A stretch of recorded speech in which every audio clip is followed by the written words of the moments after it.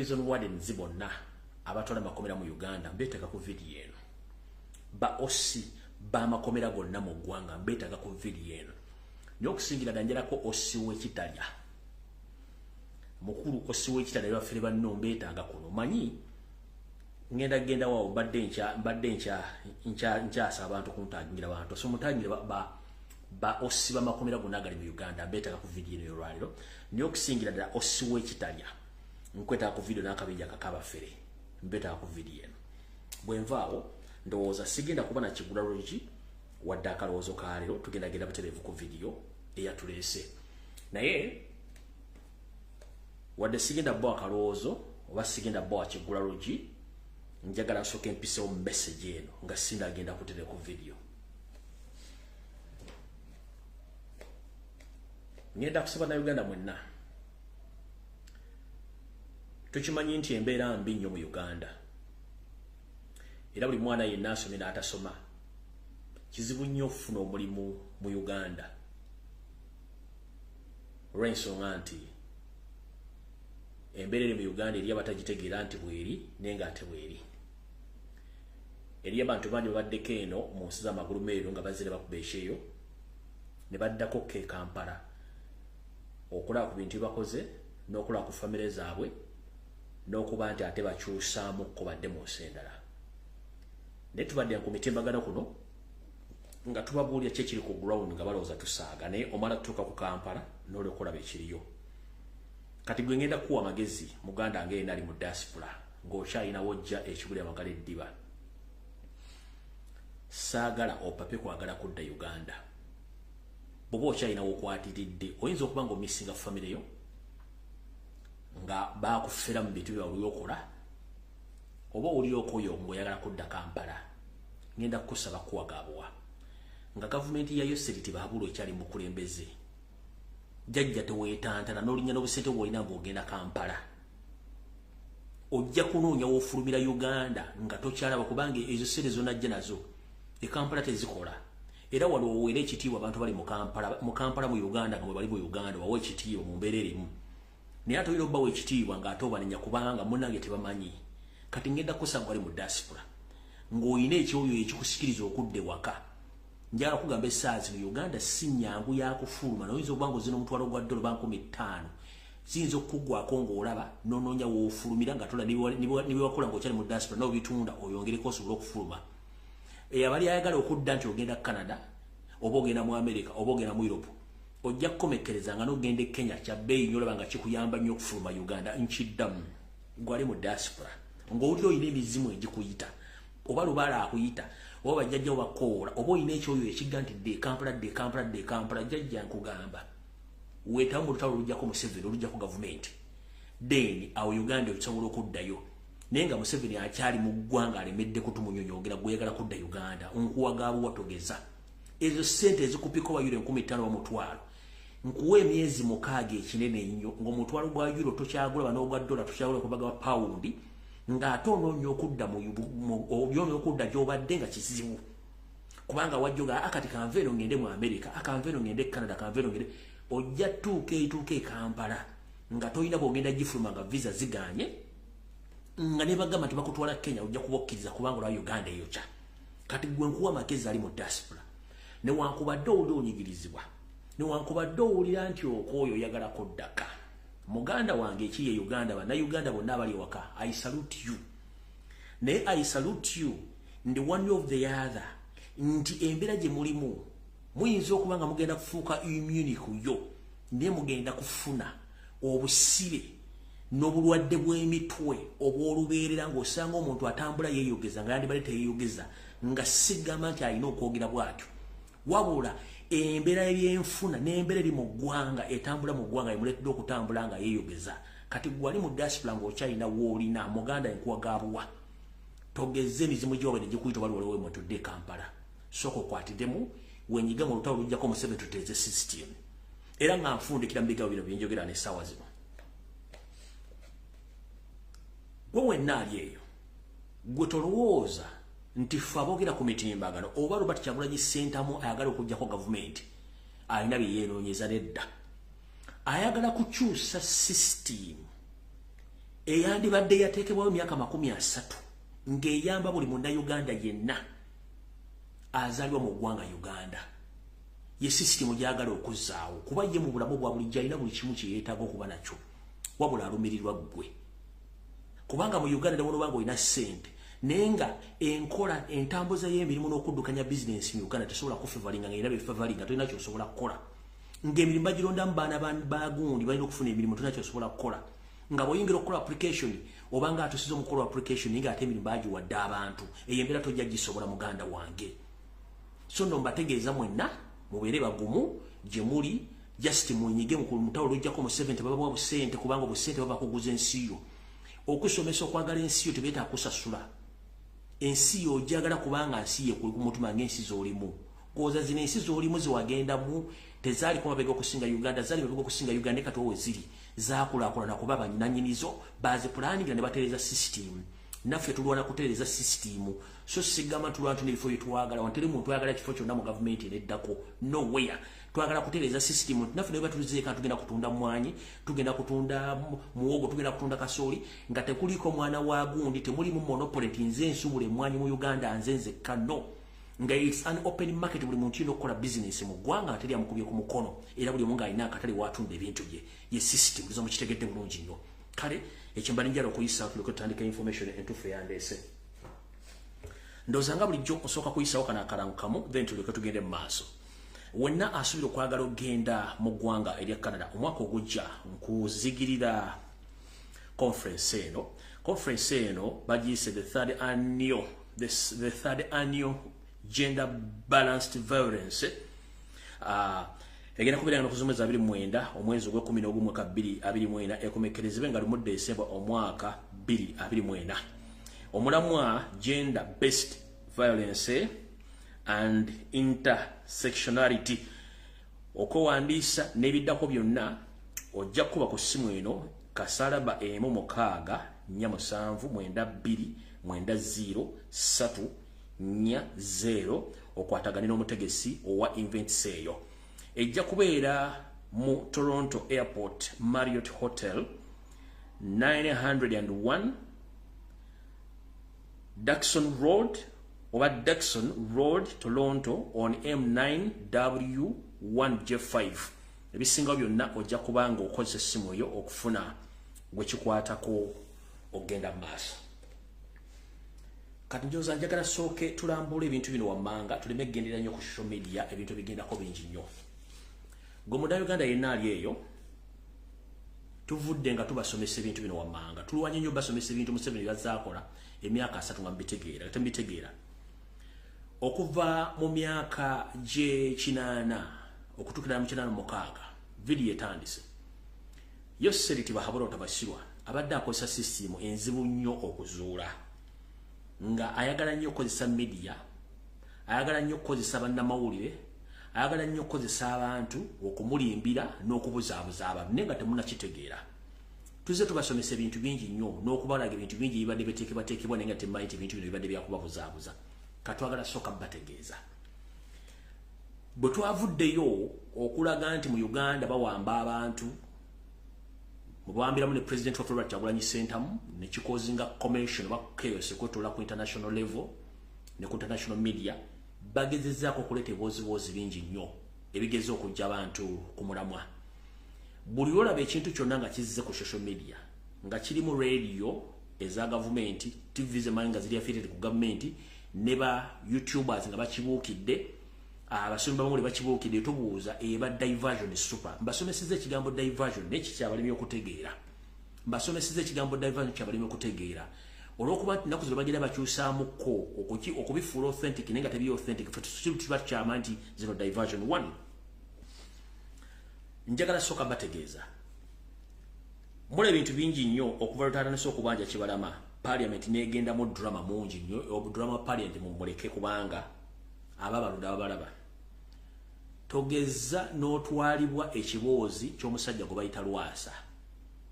Eyo super diversion yabadde ntegeko bulungi kubanga Lwasa tumanyi is a state mafia, state agent abadde akozesebwa okudivertinga amawulire oba agaagalidde ng'ayita bikolo by'okukwana n'okuwasa n'okukola ebintu ebibikiseegusego ku social media oyo twamumanya so ekimulabe simba bamukuto million 8 no that is no sense a kind of diversion kuba bali bagala kiteka mawulire mu kikapichani nga mawulire diversion era agisharinze no gipostinga wakikoza at your own ewaddo mala budde na kutumalira budde bwaffe tugenze ku ka video akafulumye n'aba minister ke yeganye Nabbanja agambye sikake naye ebisere bisinga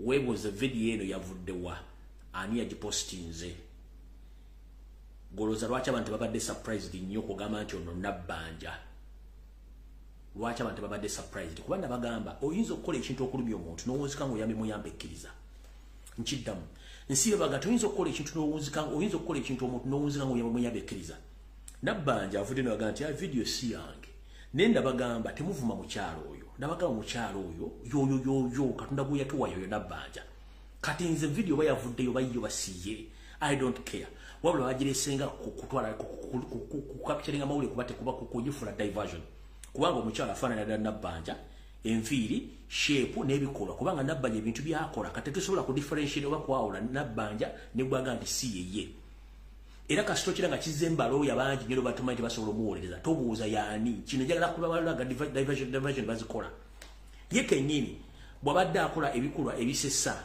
abali tabanga yokola clarification lwaki kano ka video nga nabagamba nti omuntu ye namuseza akulakulana image yo ekifaananyi kyo kyekibeesingako entegeerayo n'obuvunaanyizibwa bw'okola mu gavumenti oba mu office the moment ekifaananyi kyolina ng'omuntu otandika okigala bangi oba kikyobola kitegeeza olina okuva mu office kati Nabbanja okuvayo clarifyinga ku video eyo ng'omuntu akufaanana nga n'ebikolwa by'okola byobadde ogyokola tebyawukanako na bya mukyalo ono ffe tekijja tuga nti si ye gwe gwe for us we don't care kuba tumanyi nti bakuteekawo okuzanya akagologo so kitegedde so we don't care about your comedy bikikuba tukimanyi ye omuntu yazanya ebintu y'omu fuba ye gwe si ye go we don't care n'ekyo njagadde baga nti yabadde diversion nga bakezaako kuteekawo diversion so oba si yeye oba yeye nenga mbagambye nti omukyatu mumanyidde mu comedy era bamuleetawo okukola comedy we so tetwewuunya yabadde yeye oba si yeye nenga omuntu amufaananira ddala era tasobola kuvayo nti akyewakana kubanga tajja kugamba nti ono kyo kyabadde gundi yakikoze so ekyo mukitwale bwe muti ekyo tukivuddeko tugenze ku nsonga egenda obbalumya omutwe njala sooka kujjawo diversion zino napostinze mu video obw'olutalo lwabadde ku ttaka Kayunga nga mbalaga nze bwe mpostinga ebiseera ebimu mpostinga ekintu nga njala balaga nga baga nti wandikola ekintu okulumya omuntu n'owunzika ngo muyambekkiriza video eyo nagipostinze nga ngezaako okulaga Abannayuganda anything is possible bwe tuba tusitukidde wamu nga twejjemu akatengo nkiddamu okupostinga video eyo oba n'abantu gisharinga tebagisharinze lwakuba nti badde bakyagala nnyo no contest yabadde mu video eno ekulaga nti anything possible kasitoba ng'osibye omutima ku lw'eggwanga lyo ng'oyagala ensi yo emundu is nothing kubanga naagirina takkirizibwa kuba muntu sasi nga toli amudi okitegedde kati njala sooka bagamba kansoke mbanyonyole ndyoke mbategeeze lwaki mbagayo bwe batyo video eyo yabadde mu bitundu by'e Kayunga eyo sides of Galilaya era mwawuliddemu erinnya lya Ssaabanyala Kimeze Beka naye abasirikale bennyini abadde n'emmundu basirikale ba gavumenti abayoseriti bahabulwa abadde balwana nga bagamba nti ettaka lino balibbye Kimeze yabadde abbye ettaka abantu abo bonna abadde bakwata abasirikale bonna ba family ya Kimeze ba blood brothers and sisters bonna ba Luganda so tebabadde ba strangers nti bavudde Kayunga balize no eno yabadde family issue which family issue esobola okulizatingamu okuba nti yadde staged diversion oba yabadde tukiyite batya nti bafunye obutakwatagana mu ngabana kubanga kusinziira ku information gyenga zalinze erettaka Beka Kimeze ne yabbalibbe n'alitundu diguza omuyindi namuwa ssente zisukka mu bukadde 5 ate bano baganda be n'atabawaako ku portion ya ssente ezo kati wabeerawo nga waliwo a lot of confusion kati naye mu contest we twapostingire video ekulaga nti gwe omuntu wa bulijjo oyina okweberera mu si buli muntu nti agenda kukumanyiira ajje kubanga ayina emmundu akujja ku ttaka lyosigale nga oli momboze nga tolina wogenda sula. Okufa kumu n'okuzuukira kumu ate terimanyi nti agenda kuzuukira. So twapostinze video in the context nti bw'obanga osazeewo ng'owumize pini osobola okukola ekintu kyonna abantu ne batya. Ye contest mwe twakola ki mwe twapostingidde video ezo. So nazo jala bagamba temuziwa nnyo budde ekintu kyotwagala mutegere nti omuntu ne wajja ne mundu ng'omalidde ng'ekintu kyolwanira kikyo osobola okuba ng'okola ki osobola okuba ng'okirwanirira. Ekirala kyenjagala okujja wano essaawa zino kya mukulu kubategeeza nti social media platforms ezimu nga kuliko ng'enyingera genera bagamba nti waliwo abantu kati abatuvuga nga bakozesa system ya reverse psychology nga bano nno bali ku social media abalaba TV presenters abalaba presenters nga asobola okuwulira message Kyagulanyi gy'afulumiza oba Lumbuye gy'afulumiza oba omuntu n'agyafulumiza ye n'agenda agikyusa Kifuulannenge n'agireeta agikubisa omuntu oyo yennyini yagikoze. Lwaki njogera ekigambo kino?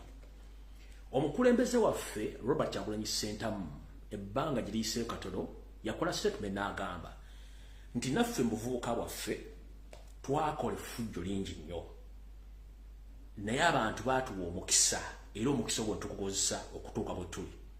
Kale n'olw'ensonga eyo bannaffe abamu abalabise nti basiiwusa empisa mu public be bantu ebigambo bino Kyagulanyi Ssentamu president yabyogedde ng'omuntu ng'abantu abalala bonna nga talina gw'alagidde wadde okugamba nti kino kiriwo kiti. Yayogedde statement ino mu contest nti naye mu bbanga nga yakayingira music industry ne bwe yabeerera superstar nnyo baakolanga effujjo ne public oba bannayuganda baabawa omukisa. Kati n'agamba nti tulaba social media n'abantu bannayuganda bakyukidde abamu ku bayimbi oba mikwano gyaffe naye nsabye bannayuganda nga ffe mwatuwa omukisa era omukisa ogwo muguwe baganda baffe abo basobole okuba nga beddamu okubanga baagalwa era wagira. Ba NRM propagandist ba TV presenters abasasule bagamba nti Kyagulanyi mbu yagambye abantu yagambye simanyi gundi ne gundi bave betondera abantu. Kati wokwatira akatambi ka president n'okazaayo n'obuuza abadde batambuza ebigambo ebyo ludda wa Kyagulanyi we yayogereddeko nti gundi neetaaga okwetondako gyendi nti naawe neetaaga okwetondako gyendi. Tewali katambi konna Robert Kyagulanyi Ssentamu ng'agamba nti njagala neetondere oba gundi neetondera. No, yakoze statement ng'eri jeno ye ng'asaba bannayuganda okusonyiwa oba okusonyiwa abantu abo bawulira nti babanyiiza mu bikolwa bye baakola ne mu kwogera. So si ye ng'omuntu nti waliwo yamunyiiza oba alinawo gw'asaba apology. No, that is wrong. Omanyinze nzija n'esooka ne mbatereza ensonga zino wammanga nkugambye buuza TV presenter ndabyeko ne Mukunja gwe nali manyi nti ategeero n'owa BTFM ne sirowooza nti buli alya ku sente ya Museveni ayika Windows Mukunja ku video zino kuoli ate koli bajjako kusindikira. Omaze emyaka mingi nnyo ku radio ne Mukunja mu myaka gy'olimu gonotera okuwummula radio weetaaga ogenda okulambula ku basawo butabika oba oyina ekikyamu kati kikuzze mu mutwe. Gwe kennyini wakoze statement ng'okyusa ebigo bya Kyagulanyi byayogedde ng'okubidde Ronald Mayinja essimu ng'oyagala kulumba Robert Kyagulanyi. Tokola nsobi Mukunja bw'oba oyagala kulumba Robert Kyagulanyi Ssentamu okola ku TV okola ku radio jangu okolenga abalokole open statement ng'olumba Robert Kyagulanyi Ssentamu. Ekizibu ky'abasajja abamu abayita baganda ng'ate temuli baganda bwebuza amagezi mutya nnyo muyita nnyo ebbali. Bw'oba oli musajja nnyo kola statement ng'olumba Robert Kyagulanyi Ssentamu direct oba ng'oyagala muga ebigambo direct tobuzaabuza nga bwe wakoze ku Mayinja okubidde Mayinja essimu ate omugamba musime Kyagulanyi kuge weetonde. No, don't be fool. Tuba musiru muludde ku radio ne tulooza nti mulina experience kumbe mulina majaani mu mutwe. Mukunja weetereze mukulu eggwanga libadde kuwa ekitiibwa nga tulowooza otegeera ng'omu ku basenior presenters abali ku radio kati ne bwe watandise okukola statement ng'ate oyagala kumbalula Kyagulanyi Ssentamu ng'okozesa mayinja mukanda wange eyo kwata wacha bw'oba oli musajja nnyo kola statement ng'oyo olumbalula Kyagulanyi Ssentamu nga gwe so si gwe kukyusa bigambo baga nti kyusa okuba kuyisa kukyusa bigambo tokyusa bigambo okitegedde mayinja alina ebizibu ye nga mayinja era njala kugaguma okunja ne mayinja Kyagulanyi tagamba nkooti mayinja amwetondere gwoba oyina statement Kyagulanyi agamba mayinja yeetonde gireete ku social media Kyagulanyi tatagu yali agambyeko mwetonda kubanga tayagala apology ya muntu nkiddamu President wa Uganda omuleba Kyagulanyi Ssentamu tayagala nga ka apology ya muntu eyali amusobezaako mu politikali na tajagalangako era talina gwali asabye apology so mwe ba presenters okuli mukunja n'abala njagala mbiremu amagezi muleme kukyusa biga kuba basasudde Kyagulanyi tana muntu gwe yali akoledde video bago yakubita namuga please netonda takikolangako kubanga ye talina budde obwo bugenda ga muntu nti wetonde kubanga ye nga ye ebbanga lyavumiddwa ate yetavumanga ku muntu era n'abamuvumye talina gwe yali asabye apology kati gwe bw'ova noga nti Kyagulanyi yagaye gundi bwamwetonde that's wrong bw'obanga asoma amawulire ngera ogakuukamu okola ku radio oyina okukola statement gy'okola ng'ogibeesingako oyina obujulizi bwayo nga tegenda kunyika so mulekerawo kubanga mwesiruwaza kuba basasudde mutandika okuba Robert Kyagulanyi Ssentamu indirect nze njagala oveyo okulenga bwenkola nze kuba direct tunakyogenda kunkola nzija nempa information nga ntuufu n'ennyera tunakyogenda kunkola nakogerera emyaka 5 sikyusanga bigambo byange buli kimu nkyogera nga bwe kirina okuba seetooloola bw'oba oli mufu kugamba oli mufu bw'oba oli musezi nkugamba oli musezi openly sigenda kwetooloola mukitegedde bulungi nnyo ekyo nkivuddeko so mutegeere n'ezo statement zibadde bakola zadde za reverse psychology okuddamu okwagala okukubisa Kyagulanyi statement ze yakola ng'ate yakola kirala nnyo gwe gamba munnamawulire wa blogger yenna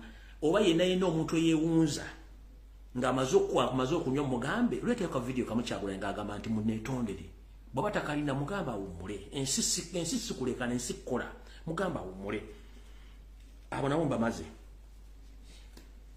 kati njala tugende wano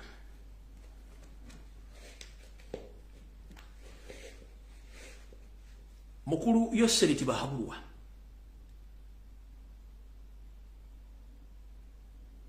tukyayagala abantu baffe ne bw'onookola diversion emirundi 7 nabagamba diversion emu gye bateeka ku TV oba ku radio oba ku social media ekostingamu 7 sente zisukka mu miliyoni so si mitwalo sente zisukka mu miliyoni bukyanga tutandika akalulu kali ne kaggwa ne tutandika okuyingira ali nayo ofuzi mu 7 sente za spending ezisinga ne zakozesa mu puki mu campaign ne omunaateeka diversion zitya ku social media twetaaga abantu baffe twetaaga okumanya accountability ya natural mineral resources Uganda zerina that is it nze lwenzanya video ngenda kuzanya katambi kano then tuleke tutandike video kati video njitandise kandi mukola okubuzaabuza myaka gyolekera okuwera 2 ng'emboozi ya John Bosco Kibalama ensejje egibikirako ettaka Kibalama yawambibwa nga 3 June 2019 nga waakayita ebbanga ttono ng'alangiridde nti wakwesimbawo ku kifo ky'omubaka wa Busiro North. Bwe twasembayo okutuuka ku kyalo Bukondo gy'azaalwa ebigambo ebyali byogerwa ku kubulawo kwe bingi byali biwuniikiriza. Wakati mu kubeera ng'anyinyitidde okubeera mu bantu n'atandika okufuna amasimu agamutiisatiisa nga bamugamba ave mu byobufuzi. Najja n'angamba akubidde essimu simutegedde naye baŋŋambye siddamu kujja mu Busiro North. Nsisinkanye mukyala wa Kibalama Masina Tukunda okutegeera ekigenda mu maaso. Obulamu bw'essi bwe buli awo bweyagaza olw'ensonga yaliko abaana naye nga ne ssente zennyini ezimuweerera tetuziina. Natukunda agamba nti ne poliisi gye baalinamu essuubi okunoonya kabiyitewe nayo gye byaggwera ng'eringa ebiggyeemu enta. Tewali kye baatugamba ono enangae yagamba nti bali mu kunoonyereza nabo tebannaba kufuna kikiriwo naye tebatuwa ssuubi oba gyali oba taliiyo kwegala tuli awo tetubitegeera. Brada wange yatambula omulala n'atambula nga wafudde omuntu wagenda alabo Bakibalama yoye yafudde abagamba nti aliwo omuntu yafiiridde eno ali ku kkubo ng'afuba olaba nga atuukawo tulabo Bakibalama naye tetumufunangako. Sabbiiti ewedde minisita w'ensonga ez'omunda General Jeje Odong yasoma olukalala lw'amannya g'abantu abaawambibwa ab'ebyokwerinda era nga bano balina essuubi nti erinnya John Bosco Kibalama omukulu agenda kulisoma. Nabadde nsuubira mu lukalala lwagenda okusoma nti mwali teyabaddemu butereevu nabadde nkisuubira nti bajja kumusoma naye tebaamusoma. Atukana ekiseera ng'omuntu wajja n'atugamba nti Kibalama namulabye wano omusaba ekifaananyi n'ababuzaabuza ne batulyako ssente ne zituggwako tewaliwo batatuuse buli wamu wonna tutuusewo ne tutambula. Nnyina wa Kibalama yafa pressure mu Oktoba wa 2019 oluvannyuma lw'okukitegeera nti bulijjo baakimukweka nti omwana we yawambibwa.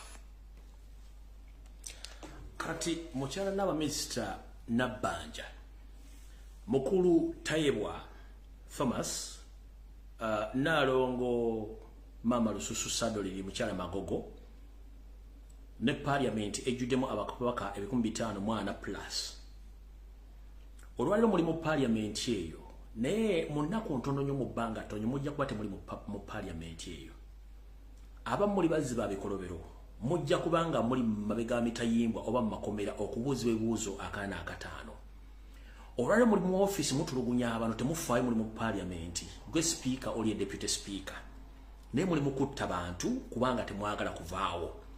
Enensi tekungulwa tugikyalako bukyazaako wayajivira tuli mu kabukka. Nze ng'omuntu nennyamira ensi y'abantu aboogera olulimi olumu nga tulina kkala y'emu nga tukyasobola okukwatagana ne tuttiŋŋana. Ebintu bino byandibadde singa tubadde tufugibwa muzunga yali mu parliament eyo yali mu poliisi yali mu magye yali mu state house. Naye omuntu omuwuliziganya olulimi omuntu omufaanaganya kkala n'abanga alina omutima ogusobola okukwata okutulugunya okujjamu enjala okusalamu obulimaawa okuteeka bbulooka ku mabeere okukya paasi n'akugjamu amaaso n'asobola okusalaasala kubanga tayagala awule ekigambo kye boogera mazima. Eyo ensi mugendera ki mu makereziya mugendera ki mu mizikiti era lwaki mutegeka okusa mu state house nga mulina n'abaana be balina amakanisa nga naye kennyini mukera ku makya ne musaba. Ebintu ebitwandibisubidde nti bazungu bandiba bigwetukoze. Twandisubidde nti muddugavu muno wandibadde tolina buyinza bumutta kubanga mwogera olulimi lwe lumu mulina kkala y'emu. Ebintu bino byandibadde bikolwa bazungu kubanga batulinako ennugu n'enza okuteekwa enkookono. Kino bulijjo tebaagala kibagamba kankibabuulira. Mu Uganda gye mulimu mulina kye mutamanya. Ffenna tuli bantu tulina ebitundu by'omubiri eby'enjawulo naye ekitundu ekisinga obukulu gwe bayita omutima. Omutima gwa Uganda ye Buganda era be Baganda. Abaganda balina ebizibu byabwe bingi nnyo. Ne Abaganda abantu abasinga okusembeza n'okkuŋŋaanya abantu buli mbeera yonna. Ye muntu atagenda kubuuza ova luddawa kubanga akwatibwa ekisamango. Era singa tekwali kusaba na kuyamba kw'Abaganda Museveni wandibadde toli mu nnyumba eyo. Janet wandibadde teweeyagalira mu nju eyo. Muhoozi Kanyirupama wandibadde teweeyagalira mu nju eyo nakuteeka nsirizi kulinga za mbuzi esabalaavu n'oyibira mu Kampala. Jeno Mugisha muntu wandibadde toli waawo. Retired Kano Kiza Besigye wandibadde toli awo. Ivan Koleta mwenna mwandibadde temuli waawo. Mwandisinga si Baganda. Ne waaki omwana wa Kintu muzzukulu wa Nambi mutuuka okubanga mukwata mutulugunya mutandibidde makomera. Nga bwe twogera kati ebitundu 7 ku buli 100 amakomera agali mu Buganda gajjudde mu Baganda niyo genda babooza emisango egibakwasibwa bya bufuzi kubago bakumataka n'abattu balina misango. Tebalina misango. Ekisinga okunennyamiza ye muntu sirwajja okoota okusinga nnyinimu entannama essaawa zino ng'omwana wa Nambi omwana amutulugunya jjajjaawe gwe yakwatira essowaani n'amuwa ne ku kibanja n'alimako gye kikkomekkereza ku luwanje lukoma nga kati yakwata paasi n'oluuma olwokya n'ayokya muzzukulu oyo yamukwasa engalo 2 ng'amuwa emmere. Mmwe temumanyi kintu kiri mu tto kya Chambers eyo. Abasajja Abanyarwanda abakulira Museveni mu kabinja kaabwe bawambye eggwanga Uganda naye nga balina efutibizi balineko balinenge ku mwana wa Nambi. Omuntu akukwata akukwata already akwenyinyembwa wanaatuuka mu kizikiza nga teri bantu agenda kukola ki. Saasira muzzukulu wa Nambi ali mu safe house gwe baaziika nga tamanyiiko buyitire. Naye ojja kubuuza ki ekimussa. Omusajja kwata ng'akulagira ddala akuyinako enge n'omubuuza enge yaki nga tasobola gikonyonyola. Bwe tuyita obukyali ku mutima ne twagala babuuza Omuganda yabakola ki? Omuganda yabakola ki? Ne mutuuka otuteekawo emboozi okubuzaabuza ebintu byandibadde biddibwamu amangu. Nkubuuza Museveni ne famire yammwe mwenna Omuganda yabakola ki?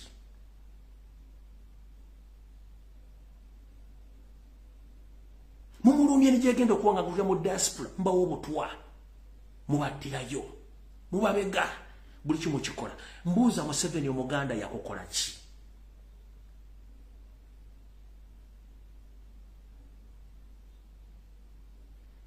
Naye tugamba nti buli kintu kibeerako entandikwa n'enkomerero. Obugonvu bw'olujegere ge maanyi gaalwo. Kizibu nnyo okusanga Omuganda ng'asibye mitaafu era ng'anyiize. Mu mbeera yonna agiyita musimwe musoose. Abakoloni baatulugunya Omuganda ne bagenda. Obote najja n'atulugunya Omuganda n'agenda. Idi Amin n'atulugunya Omuganda n'agenda. Okero Lutwa n'atulugunya Abaganda n'agenda. Essaawa zino gw'otulugunya naye ogenda genda gw'osuubira bagenda kukola ki? Waki mutyaba enku ensekese ezirimu entalungwa? Gwe mulowooza bazzukulu bamwe basimira musingi ki? Kyekibuuzo kyembuuza. Obuganda tebugenda seetuka we buli wadde inchi n'emu tebuseetuka budde sayidi ne tebujja sigalawo. Gwe ne wona ekyangira mu nnyumba ya Land Road n'ogifunako n'ebyapa. Land Road yennyini yagizimba kuba tewagula ttaka tewagulako musenyu. Yenna nyini yasimba omusingi n'agula omusenyu n'agula bulooka n'ateeka bwakufu ne bazimba. Buganda gye muyita central ya Muganda tesobola kuvaawo. Gwe n'emu n'ateekawo amaanyi gatya Omuganda ajja sigalawo ate anaasigalawo ajja kuba omukambwe nnyo. Ekyo nkikubuulira. Naye okutulugunyizibwa okuli mu safe house nga batulugunya abaana Abaganda akutulugunya olwedde akuyinako ennugu naye ng'ombuuza ennugu yaki tasobola gikonnyonnyola. N'akugamba mu Abaganda tulina obbakolako tujja basaanyaawo. Naye ng'omubuuza owaayo Omuganda gwe yali okusaanyaawo yakukola ki? Tasobola kikonnyonnyola kubanga waliwo kye bayita hatred ng'omuntu yakukoowa naye ng'omubuuza kye yakukooyera nga tukimanyi. Awo tetugenda kulwawo. Nga bwe tutagenda kulwawo njala tutandike n'akatambi kano.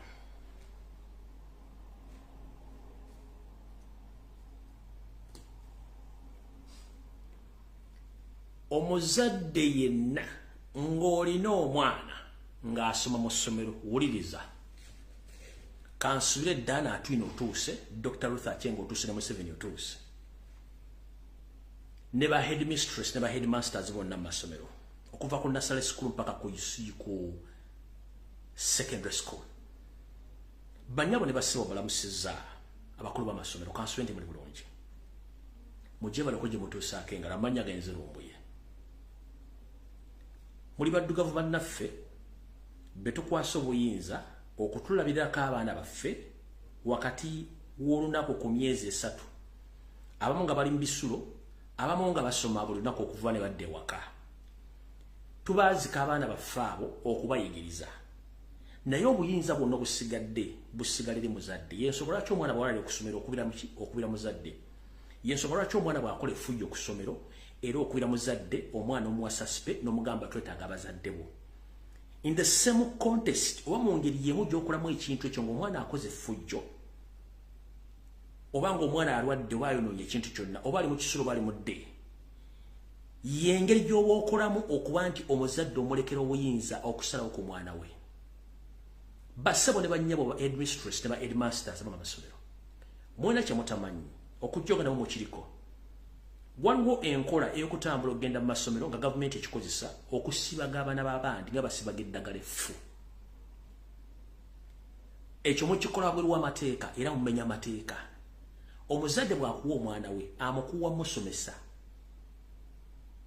Obuyinza bwonna n'obuyinza bwonna busigalire muzadde. 99% all rights remain with the parent. You don't have any audacity, any right to decide for the parent to allow the so-called fake doctors to immunize those kids. You don't have those rights.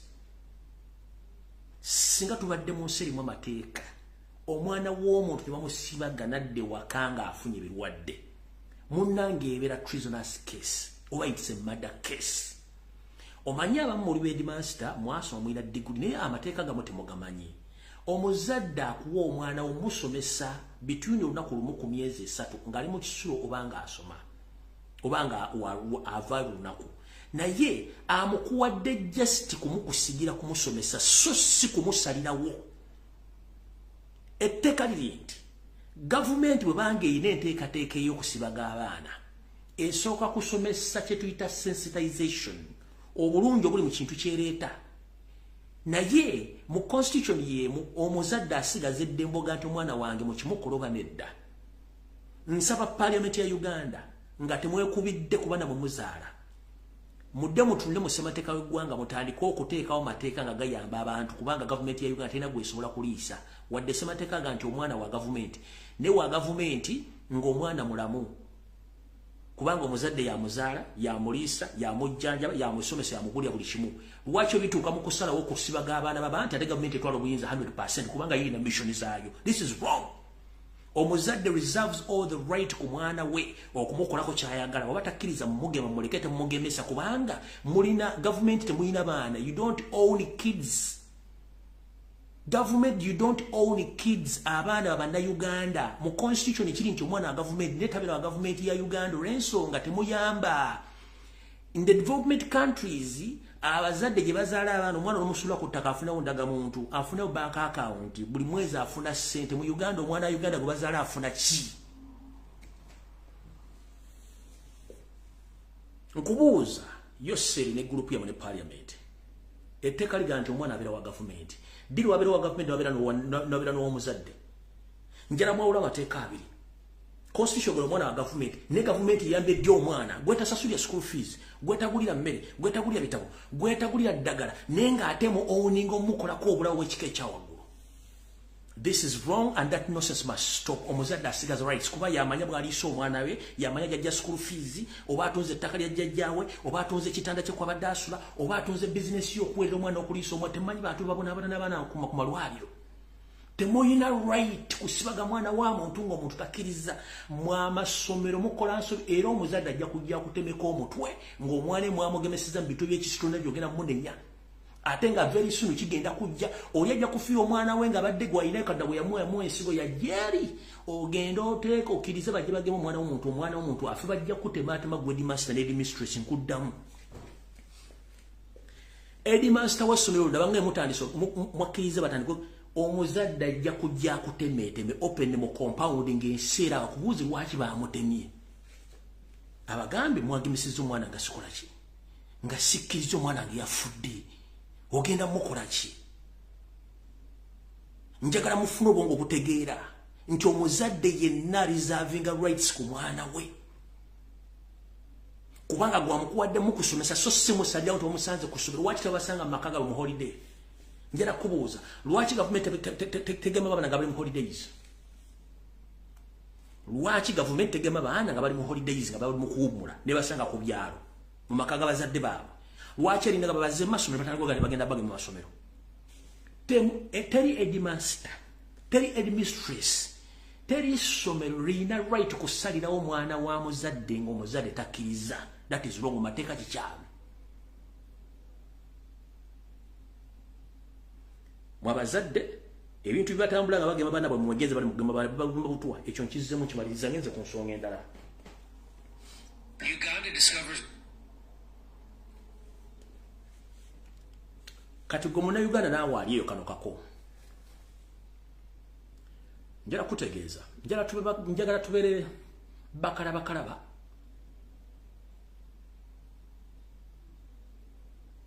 oba njagala tubeere babuufu.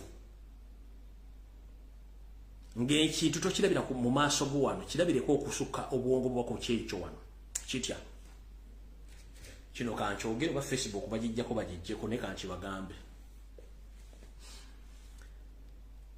omusajja gwe bayita Katonda oba omukazi Katonda yatutonda mu nsi muno tugibeeremu na mirembe tagitondangako tugibeeremu na bizibu era mu Bayibuli ekugamba nti ensi eno erisaanyizibwawo enkomerero ne Katonda sirooza nti enkomerero yajja gireeta ffe tugenda okusaanyaawo ensi eyo abantu ffe kennyini beeyotondera tutya Muganda njala kugamba ebirwadde ebiruma abantu mu nsi yonna ebitundu 90 ku buli 100 ebirwadde si bya Katonda ebirwadde bikolerere nkiddamu oba nzijja ku Facebook banzijjeko ebirwadde 90 ku buli 100 ebiruma omuntu byonna bakola bikole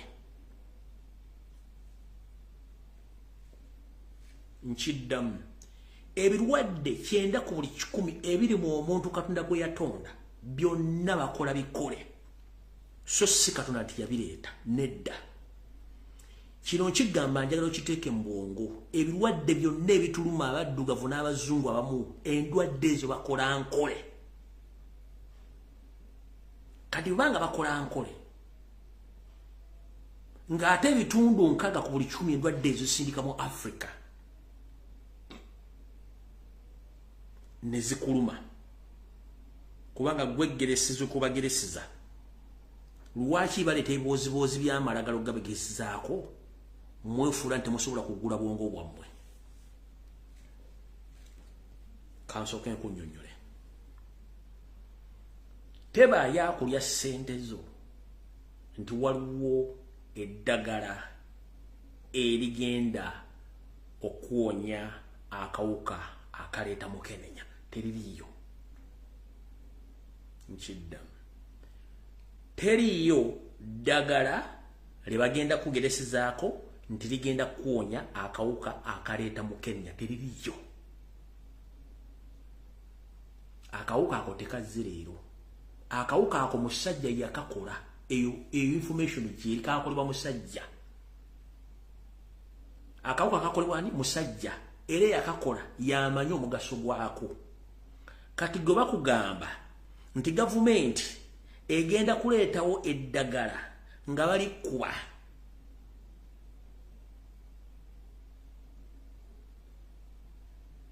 obeere nga likuziyiza oba nga likuwogezako kuwonya okukendeeza kalwadde baaba amagezi gali gamu bw'oba ogenda okwegatta mu kigo ky'abakulu kozesa akapiira bw'oba toyagala kukozesa akapiira sala pireesa oba sala pureesa nze nziyita pireesa sala pireesa oba sala pureesa twala omuntu gw'oyagala okugwa naye ekigo mwagala okugwa naye ekigo mu kigo ky'abakulu mutwala omukebeze okakase nti gw'ogenda okwegatta naye mulamu bw'aba si mulamu muveeko nkiddamu enkola ziri bbiri twala gwe mugenda okumeggana ne mu kigo ky'abakulu omukebezi oba mulamu bw'aba si mulamu mwawukane nga bakigo ekyo oba tokisobola kwata akapiira kagali mpitawa kuba okozesa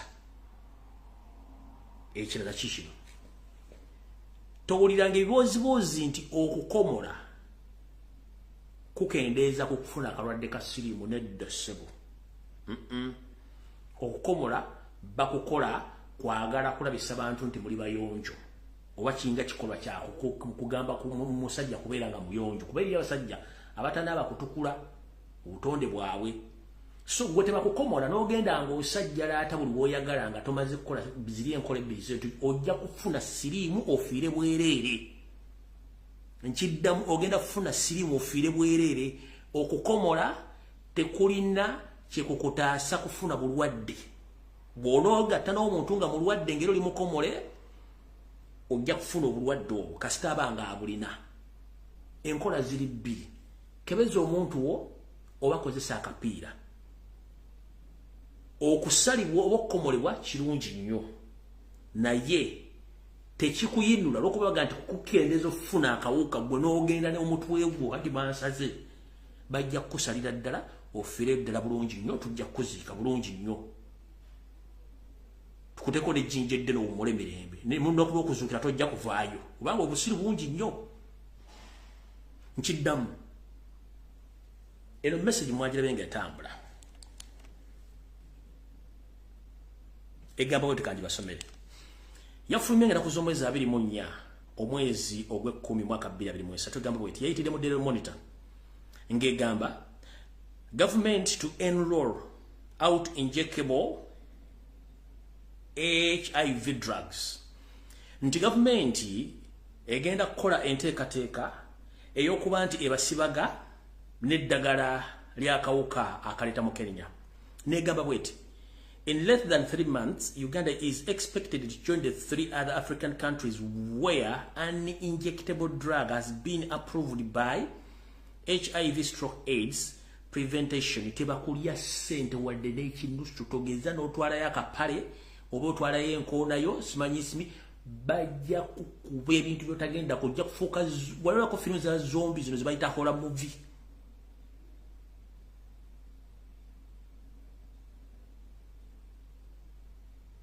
Bajja kusibaga ofuuke zombi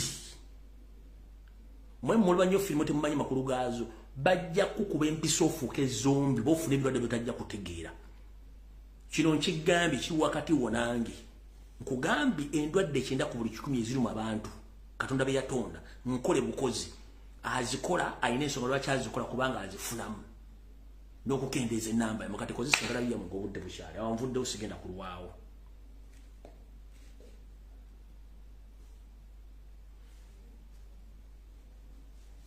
Katika tugende wano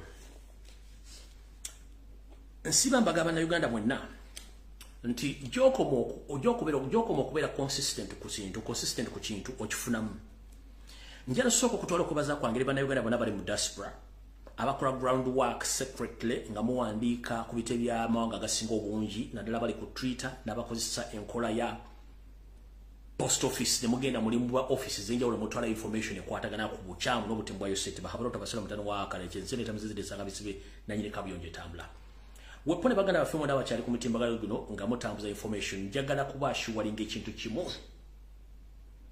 mumpulize bulungi kabenya amanyagano wammanga Muganda nga Masaba Faustin videos kola mu Luganda. Thank you very much. Webale nnyo. Muganda nga yekola videos kola mu Luganda webale nnyo balire ddala. Naye kenyini videos kola mu Luganda. Olumuntu ekamu oluzungu. Tugenze ku yekola videos kola mu Luganda. Katongole Julius ko Jomogezi. Nabala bakola video muzikola mu Luganda. Mukitegera bulungi. Tugenze ku TikTok wali kiseka umalo video muzikola mu Luganda. Louis Light wali Muganda fukubaita Umaru Keizi muzikola mu Luganda, wali Muganda fukubaita Sadamani nabala mukola video mu Luganda. Nebisonde ku mentioninga kubanga amanya tegali wondigali mu kabox mukola video mu Luganda nabala banji nnyo. Nembalete mu kimanyi video zino. Buli kitebe kya gwanga ekiri mu Uganda kirina machine ezikyusa video zino ziza mu lulimi lwennyini olw'eggwanga liri. Nchiddamu balina machines ezivunula video zino ziza mu nnimi ziri ez'amawanga ageebweru. Ekyo mbalete mu kimanyi njala kibategeeza. Buli video gyokola oba ogikoze ku TikTok oba ogikoze ku Facebook oba ogikoze video bagivunula ne bajja bye baagala biteeke ebbali. Tebakulya sente nti bigemwogera babiwulira bajjamu information bajjamu intelligence ne bakuŋŋaanya obujulizi ne babutereka. Njala soka kubuuza bye mutandise okulaba ku social media embassy eno egambye tugenda eri egenda ene wandiise mwembi wandiise ASP William Wasimu wa Bible and Politics oyo yogera Oluganda n'oseka n'enseko zo bazivundula mu Luzuwa mu Ludaaki nazo bazivundula. Oyinza okubanga oli awo ganti simaika kwerege Sudan simanyani afande fulani babivundula. Kati njagadde obbagamba buli kyonna ekiri mu International Criminal Court, ekiri mu International Human Rights Commission, ekiri mu zi embassy zonna, information gimufulumya n'obujulizi obutemula abaani abakola byonna buli kimu bakivunula ku pepa ne bakizaala ne bakikwata bakizeeka wali. Ze results zemulaba nange temwenyooma. Tebayo omuntu yenna agenda kunyuma mukole omulimu ogwo musigale nga mugukola. Kati wano wali okulera okukomba essowaani. Wetwogerera akatuubagiro katandise okujja. Yoseriti Bahabulwa eggwanga lya Norway ligenda kusiba ekitebe kyalyo kiriggalewo kigende. Eggwanga lya Denmark nalyo ligenda kuggalawo embassy yaalyo. South Korea yo eyinza okubanga n'ebisumuluzo yabiddiza Land Road. Eggwanga lya United Kingdom lituyita Bungereza ewanguli Queen. Lyo lyagambye yo Sirika Spirit yoseri kwoli kuno. Nakola video nenkola analysis yange last week. Nenkola analysis ku kintu ky'okutta ba tourist mu Queen Elizabeth National Park. Information nga bali nagifulumya bwe yagenda mu ngalo z'abasajja yonna ne bagikolako analysis. Goloza bachi wakubandikidde kiwalo bakugamba temutusindikira abantu baffe mwase katujje ku ground tukole thorough investigations temusindika mirambo. Yoseri yabadde agambye yennyini ne government ye bagenda kutikka emirambo gy'abatourist bazizzeeyo. Ngoloza wali bagumazizzaamiro kiba kimaze. Omungeza bagambye no please toleeta mirambo wano. Emirambo mugirekeeyo ffe tugenda kujja ku ground tugenda kukola investigations buli kimu kubanga bafunye information mu emails ku Twitter na buli kimu ne batunja ku social media analysis zonna ezabadde ku foto. Tebatunja ffe gaabogera ku social media eri ku Twitter eri abantu abalina information nejera information ngeri n'agiteeka ku Twitter n'asindika message neetuuka kadde badda ku video zaffe zino ne basooka baziyitamu ne batandika okupikinga information ne bagatta bagamba no temujja baleeta basigale e Kampala. Karamu here to inform Museveni munange. Waseba tourist. Ne remember bwatta abaana bali bewatta ku border. Abaana ebasalaasala nagamba footage satellite yafuna footage. Na kilo kanchi kugambe. Footage w'abakyala omusajja abasajja bazungu wasaba abasatu ne muna Uganda footage bamulina already. Footage bamulina. Kati bagata information ku social media ne bagikwata. Kati munange gwadoza nti bogenda batikira birojo bagenda da DJ Pulo hold on feka tujje tukola investigation zone mu kifo nyini batira abantu ate takogenda diorawo emotoka mwagisise omugenda jitu kubanga bagenda kukola thorough investigations ekidda ku mujja kiwulira eyo tuli ku UK. Bino byonna biva luddawa biva ku social media videos mukola ku tweet zemukola na buli kimu. Kati tugenze ku ggwanga lye bayite lya America. Eggwanga lya America lyawandiise litegeeza bannansi baalyo bonna abaddukanya business mu ggwanga Uganda nti eggwanga lyemukoleramu business gwanga fu sigenda kusoma mail sigenda kusoma post yo nangenda jiba kwako kitono nnyo ebisigadde mu abisomyeso edda ngenda jiba somera kwa muleko mutegere nti eyalula Museveni ekoze eki esiridde post eno yabadde esoma bwete in America egamba eriko US Department of the State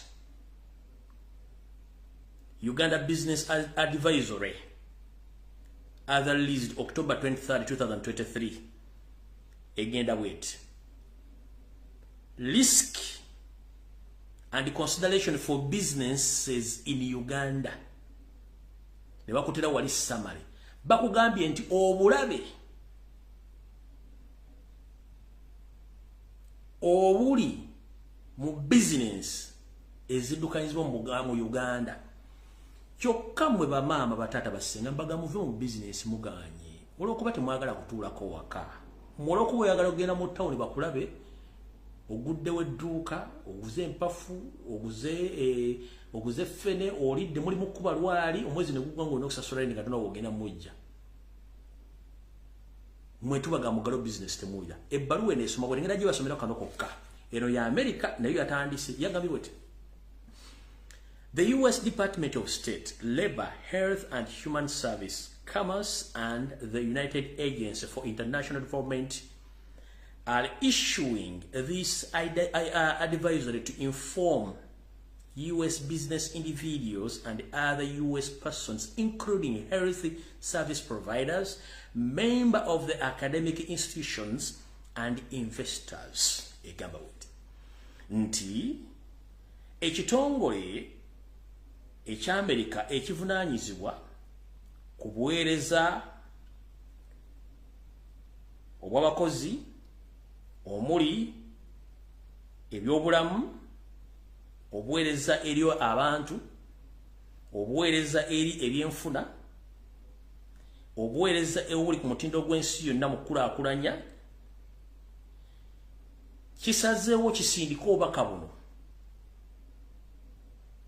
obuwa ekirowoozo okutegeeza abatuuze ba Amerika bonna abaddukanya bizinensi ne bassekinnoomu nga Amerika okubategeeza nti oba okubategeeza naddala abali mu lusenga luno omuli abaweereza mu bitongole ebyobulamu, mu bitongole ebyenjigiriza n'ebitongole omuli ebyabamusigansigo n'abo abatwalirwa wamu mu buweereza obw'okuddukanya bizinesi n'ebitongole bissekinnoomu ebiddukanyizibwa abantu abamu.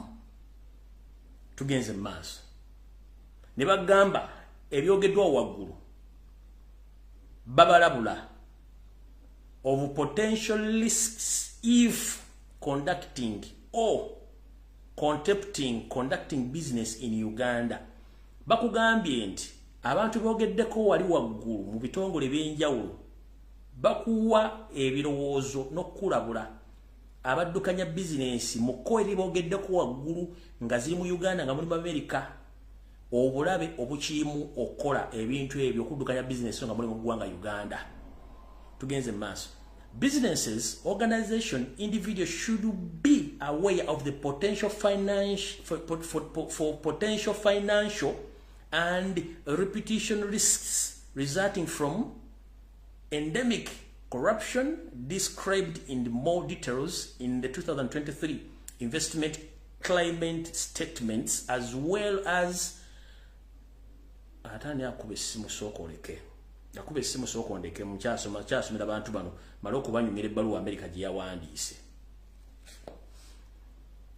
Bakugambye nti abantu abaddukanya bizinensi ebitongole ebyakyenakyewa obulabe obukirimu ebyokufiirwa ensimbi zaabwe ebiyinza n'okuviiramu okwetaba mu bikolwa oba mu bikolwa ebirabikwa mu Uganda ebyobuli bw'enguzi mu kunoonyereza kwabwe okwakoleddwa mu mwaka gwa 2023 nga bo mu kunoonyereza kwabwe kwe baakoze nga bagamba ebintu bino wammanga okuba nti biyinza obaviirako buzibu. Ne bagenda mu maaso ne bakugamba as well as violence against human rights. Ndowooza kya human rights mukitegedde mukyalo olina Uwagadya we yagambira wano ate kati bwenzira eri ate jja kuleeta obuzibu. Ndowooza mujjukidde mukyala Uwagadya we yagamba ati ebyokuwamba yeta bimanyi bannabyabufuzi babikozesanga akadala k'ebyobufuzi kati wano bakikulaze nti okutyobola eddembe ly'obuntu kati bwe mujja ku social media ne mugamba Kibalama n'abala baawambibwa tuwadde n'obujulizi nti baawambibwa ne muleeta ebifaananyi ng'abantu batulugunyiziddwa tuleese video twalese n'obutambi ng'emirambo gy'abantu bagikasuka mu bitundu by'embala bagiziika nga abantu bamaze obbatta ne tubalaga n'emmotoka ze baatwala ku booda za Congo ne baziika Bannayuganda n'emirambo egiri mu mabira ng'abantu babasse. Kitegeeza nti ebintu bino byonna abasajja bano babiraba. Ne bakugamba human rights activists, media members, health workers, members of the minority groups, wane batekawo kino kyesagala kyo sigenda kyogera, and the political opponents. Uganda incitement of nekyo sigenda kyogera on May 29, 2023 increases restriction on human rights, including restriction on freedom of expression, peace assembly, and expecting issues regarding the respect of leases and employment contracts. Kati bowulira ebigambo bino byonna byowulidde mu Lungereza ne byengezzaako kuvula mu Luzungu kikulaga ekifaananyi Uganda wawe ekola ki ekinava mu bbaluwa eno eriyo ekino ekigenda okujja kikulaga ekifaananyi Uganda weyolekedde. Kati gwe Munnayuganda akyaddukanya bizinesi Omumerika agambye bannansiibe abawadde ekirowoozo okuddukanya bizinesi Uganda kyabulabe n'ebitongole ebirala kyabulabe olw'ebintu byamenyaawo. Kati yo Omumerika alina ekizibu kimu akuteerawo information bakutera information egenda buli kitebe kya Amerika kyonna we kiri mu nsi yonna ne mu Amerika bonna abantu abasuubira okujja mu Uganda oluli n'abali mu Uganda information bagifunye. Kati bwe bakuwa information eno gwe no continue nga ng'odiringa business mu Uganda oba n'ofuna ekizibu kiba kitegeeza bw'onookiraiminga okufuna obuyambi bajja kugamba twakugamba before nga kikinnabeerawo n'owalaza empaka. Kasita yaggala Human Rights Commission oba yaggala UN ekitebe kya UN kikwatagana ku ddembe ly'okutowola abantu eddembe lyabwe batandise okukwata abantu bali mu kubatta n'ogamba omusajja kikyabala odiployinza amagye mu Kampala ensi yonna gitadde ku tensa zifu waliwo akugoba. Omanyi ebintu si byangu byesimu y'omuntu naye ng'essimu eri mu kuvuga naye ng'atagikubyeko yennyiniyo naye ng'oli awulirayo. Kati Museveni wabba essimu ya Kyagulanyi ekuli mu nsabo tugikubyeko essimu evuga naye nga weebuzaabuza ng'afukaana aba weebuzaabuza ng'essimu lingi ttoni yange egimanyi evugiramu essimu weevuga ngimanyi n'akayimba akalimu nkamanyi. Kati ye situation gy'olimu ebintu ebitandise okuggalawo abamanyi history wa Uganda gye buvuddeyo katono.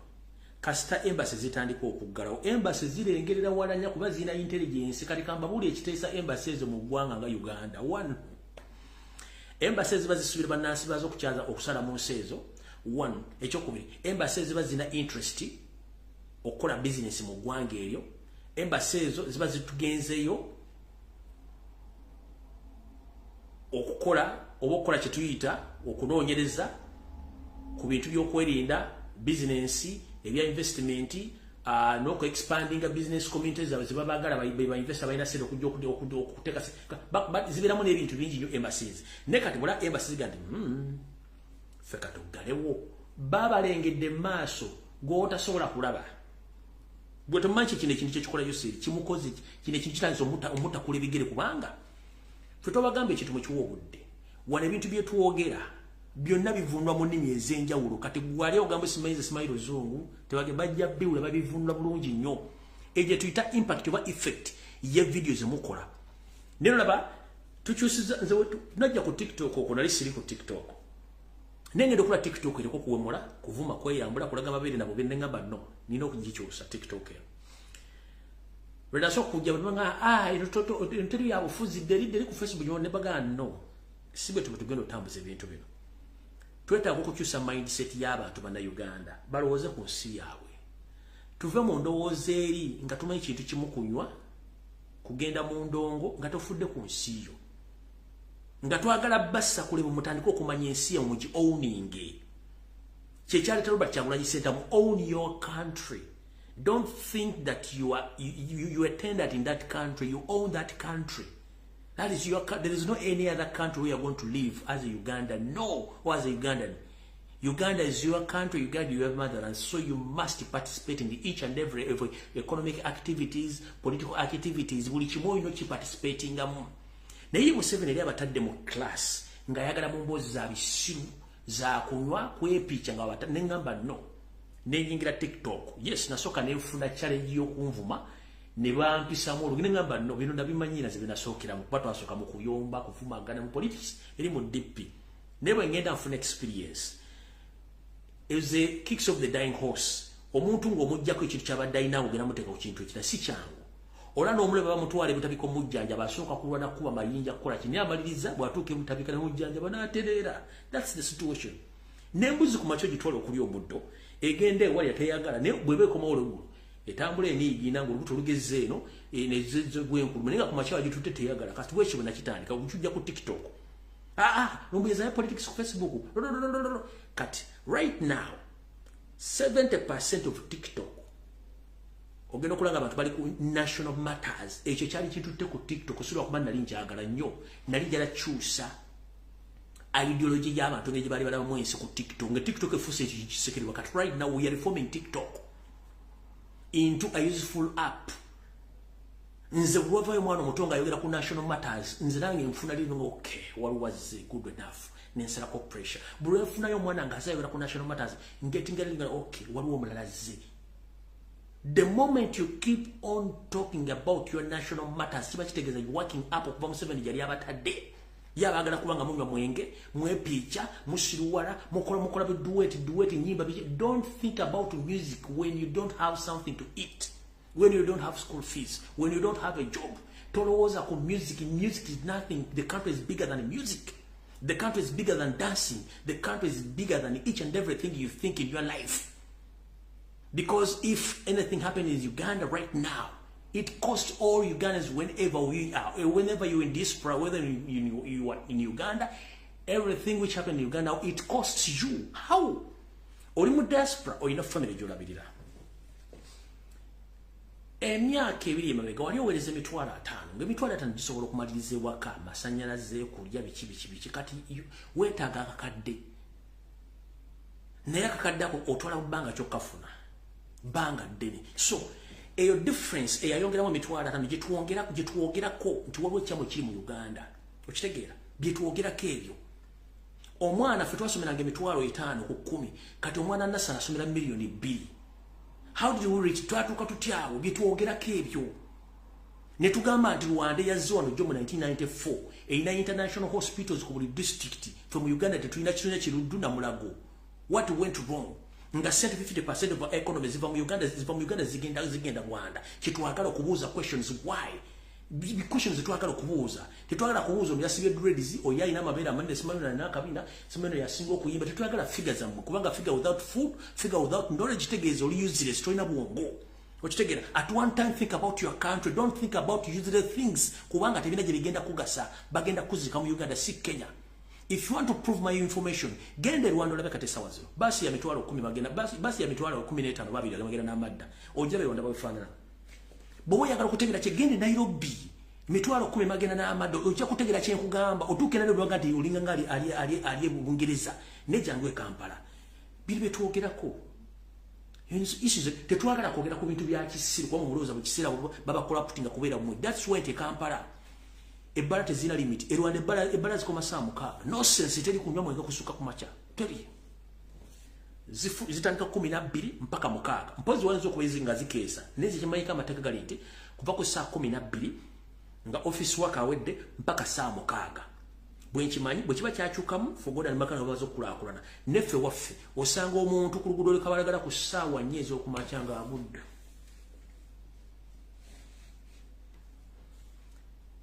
Ebbala zikola 24/7. Lodge zikola 24/7. Okitegeera? Lodge zinatera okusinga amasomero. Lodge zinatera okusinga amasomero. Lodge zinatera okusinga amakanisa. Lodge zinatera okusinga akedi. Okitegeera? Kati eyo system gye twagala tubajjemu mu focusinge ku ggwanga. Focusinga ku ggwanga byo. The reason as to why you go to American embassy to ask for visa because the Gwango is disorganized. One about to wait again in America. If the economy is stable, if everything is good in Uganda, they don't need to ask visa to go to USA, to go to UK, to go to Canada, to go anywhere. You don't need to ask for visa. If we had good leaders like Idi Amin Dada, they wait again where you don't need. How many people who ask for visas during Amin's regime? Okujaka bali basala musika zabadduka nga Museveni atawanye ggwanga. How many of those who seek for visas to ogenda mwezensi? They were just little in numbers. I think I will twalanga kudduka fufu kwa bula nga Amini agenda batta kuba Museveni yaba okukola ki okone ggwanga. Tekikwetagisa kugenda kufuna passport. Relative na Uganda kubafunia passport yofuna eggwanga. esinga sente government zeyingiza mu economy nga ziva mu revenue.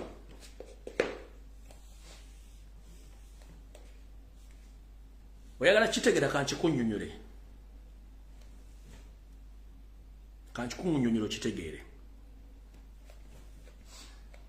Ensonga lwaki ofuna passport n'ogende bwe ogwago okunoonya omulimu kubanga mu Uganda teguliimu. Ensonga lwaki ogende Saudi Arabia okufuna omulimu kubanga mu Uganda teguliimu. Lwaki teguliimu?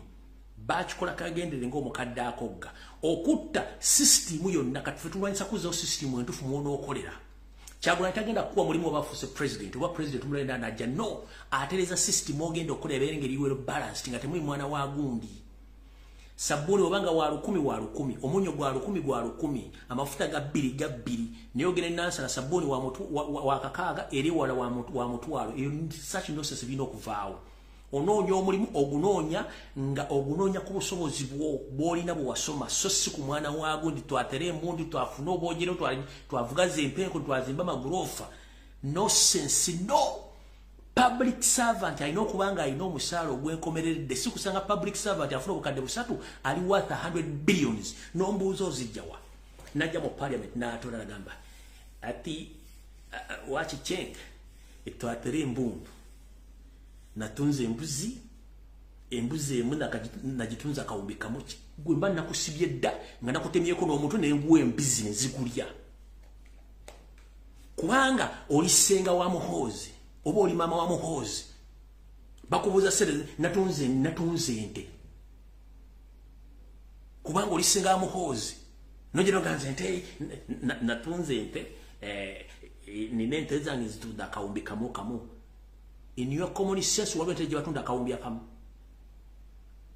Nosanga omusajja nga w'amagye jeno ali supposed kufuna miliyoni mukaaga ekinene ennyo ng'ali worth trillions of money ng'azijja muddawa. Kati oyo alina mentality y'okufuna trillions nga banzibe tasobola kukkiriza gavumenti evyo kajja batta bamalewo. Kiki olina okukola?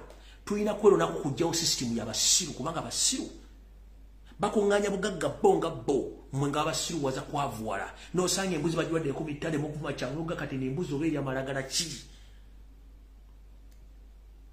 lwaki akuwa ssente ofume Kyagulanyi lwaki akuwa ssente kubanga amanyi ajja kukozesa obwongo obutono omuntu gwe batawa ssente yasobola okolizoni olaga asokolindeko Kyagulanyi nfumo waki ng'ensonga zayogerako zinkwatako. Avuma Kyagulanyi tasenye na mmanyo talina Colgate. Avuma Kyagulanyi omutunulira emba alinga abadde mulinga bamukuba emyezi 8 bamukuba entomi yavuma Kyagulanyi. Oli n'avuma Kyagulanyi nga n'amaaso mamyufu.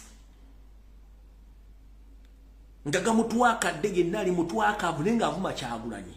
N'omubuuzo ono ate avudde wa. Bamuwadde emitwalo egi naye ng'ekimuvumisa Kyagulanyi kubanga is lacking knowledge talina information. Amuwadde ssente tasooka kubuuza ompadde zaaki. Era lwaki ozimpa nvume Kyagulanyi?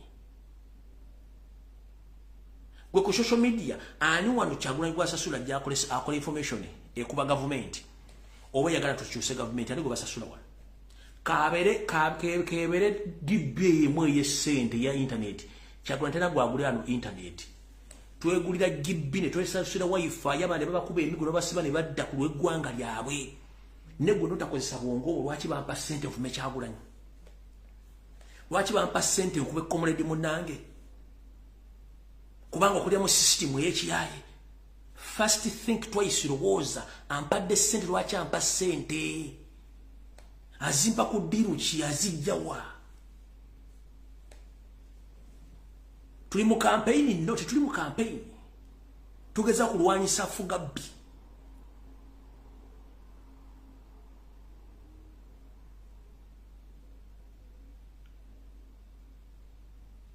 Okitegeera?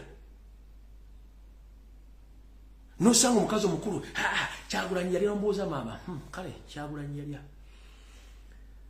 Kyagulanyi gwokozeewo kyatalyanga. Kugwanga byokozeewo kale Kyagulanyi kale oge Kyagulanyi yalya gwataaja okozeewo kikugwanga byo. Ye kyatambuza n'omwo musongovu Kyagulanyi nombuuza gwagamba Kyagulanyi yalya kati gwokozeewo ki maama wataata okozeewo ki? talina. Njagala ogambe nti Kyagulanyi yalya oba Lumbu yalya gwe ng'olina w'otuuse ku step ng'otusinzeko ogenda kujjako mu 7 we shall join you. But that kind of nonsense ya divide and rule blackmail tugikooye. Tuleme kwerumaaluma ng'obwana bw'enjala. Bw'oba oyagala change, please, there are so many ways to remove the dictator. Wage a war against Museveni as we do right now. So sikujja kuvuma front lana. Ne wona ovuma tana kyogenda kukyusa. That means you are confusing yourself. Weesiriwaza kwe kennyini.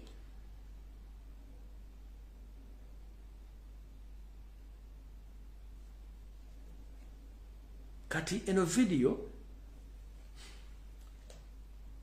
nga nfundikira katundu mbako tugere ku information. Kubanga nedda kikatono nnyo. Uganda yensi ezimu ng'oggyeko Congo ne Nigeria ne South Africa zensi ezine ebugagga. Kino kyo bali bakibaga temukitegeera kivudde mu muzungu sagala mu kiwulire mwakiwudde ku muddugavu mukiwulire. Uganda discovers gold deposits worth $12 trillion. Should get that under their hat a little bit. Yeah, maybe you keep that a little bit of a secret because now the United States is going to be forced to bring the people of Uganda some democracy. It's coming. Did they take down Chelsea Handler's Uganda Be Kidding Me special?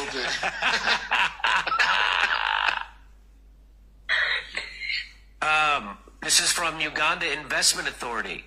Mining in Uganda, groundbreaking ceremony of Busia's gold mine project, largest gold deposit so far quantified in Uganda, estimated at 12.5 tons of mineable gold. Investor Wagagi's initial investment is $50 million and 3,000 direct jobs. If this is indeed the volume that we have, it is time to clean our house and do business. In developing ourselves and our country by going to the middle income status and beyond, said Winnie Ngarabariri, mineral development expert. So they say this Uganda is like, this is going to bring us into the modern world. We're going to have a middle class. That's what I read. By going to the middle income status and beyond. That's what it looks like to me. In a bid to boost the country's economy, the Ugandan government has licensed Wagagi Gold Mining Company, a Chinese firm, to start producing gold products and boost. Uganda yazuula oba erina ebirondo bya zaabu ali mu ttaka abalirwamu obusiriivu bwa dola. Obusiriivu bwa dola. Obusiriivu obumanyi.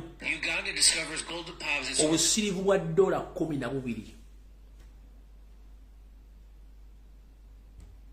Obusiriivu bwa dola 12. Dola emu erimu 3,750. Ne bakugambye nti bazuula ebirombe nga bibalirwamu okubeeramu nga birimu obusiriivu 11 obwa dola. Eyo Busia tulina golodi emubende, tulina golodi emitiyana, tulina golodi egomba, tulina buli kimu. Goloza lwaki abasajja bano bagifula family business kubanga gwe tebakwagaliza. Eggwanga lya Dubai ligenzo otuuka weriri likozesezza mafuta gaalyo, just mafuta. Wetwogerera Dubai yensi esinga okutunda golodi, wabula terinayo wadde akataasa aka golodi ava mu musenyu. Golodi yenna avaawa? Ava mu Africa nga Uganda togyerabidde. Dubai gyolimu essaawa zino, Saudi Arabia gyolimu essaawa zino, babeesinze ku mafuta. Mwe mulina buli kimu, mulina amafuta, mulina golodi, mulina diamond, mulina buli kimu, mulina n'abantu. Naye gwe bakuweeko 5 emitwalo 5 gy'ovumba kyabwe. Naye nga kino tokitegeddeeko, tomanyi kye bayita golodi, tomanyi kye bayita mafuta, tomanyi kye bayita marble, tomanyi kye bayita diamond, tomanyi kye bayita uranium, tomanyi kye bayita timber, tomanyi kye bayita green belt. Just ojja vuma Kyagulanyi n'otunulira omu nze sikyayomba namwe munnange okujjako bakubiriza buli muntu yenna ali mu struggle ku ssaawa 12 z'okola olunaku. fissa wessawa okolerere oyogerere ku nsiyo lubale emberanga nembiro kota developja mu struggle soko gendo okole odonye ekiguli amagale diba omuntu omulama akole saa 12 ez'amaanyi fissa yessawa oyogere ku nsonga z'eggwanga ly'engoma z'okkola lwaki twogere ebigambo bino tubalaga mu 7 kyatagala mutegeere gwe ku buwumbi 10 gwe ku busirivu 12 bakuwaddeko emitwalo egi oguzeeko GB za mitwalo 2 ze GBs nya n'otandika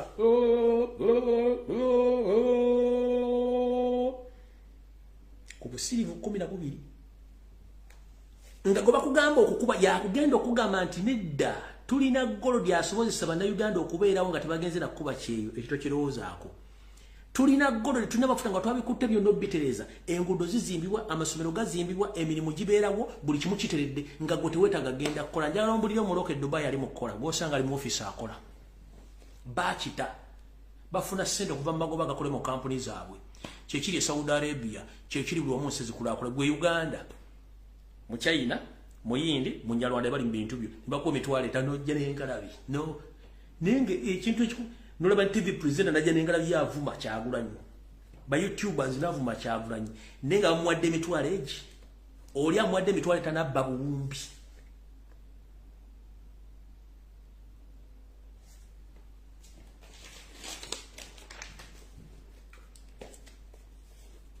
kale bogeddeko abali ku social media byemukola kati katugende wano mubitegeere bulungi nnyo mujja binyonyoka kansubira nti Mr. President yatuuse n'abaana mwenna abakola emirimu gy'okwogera ku social media tutandise bwe tuti nga tunaatera okufundikira katambi kano mwenna abaana b'ekyukakyuka eno message yammwe ng'oli ku social media kansubire ne President wa Robert Kyagulanyi Ssentamu atuuse awulira akatambi kano kengenda okukola olwaleero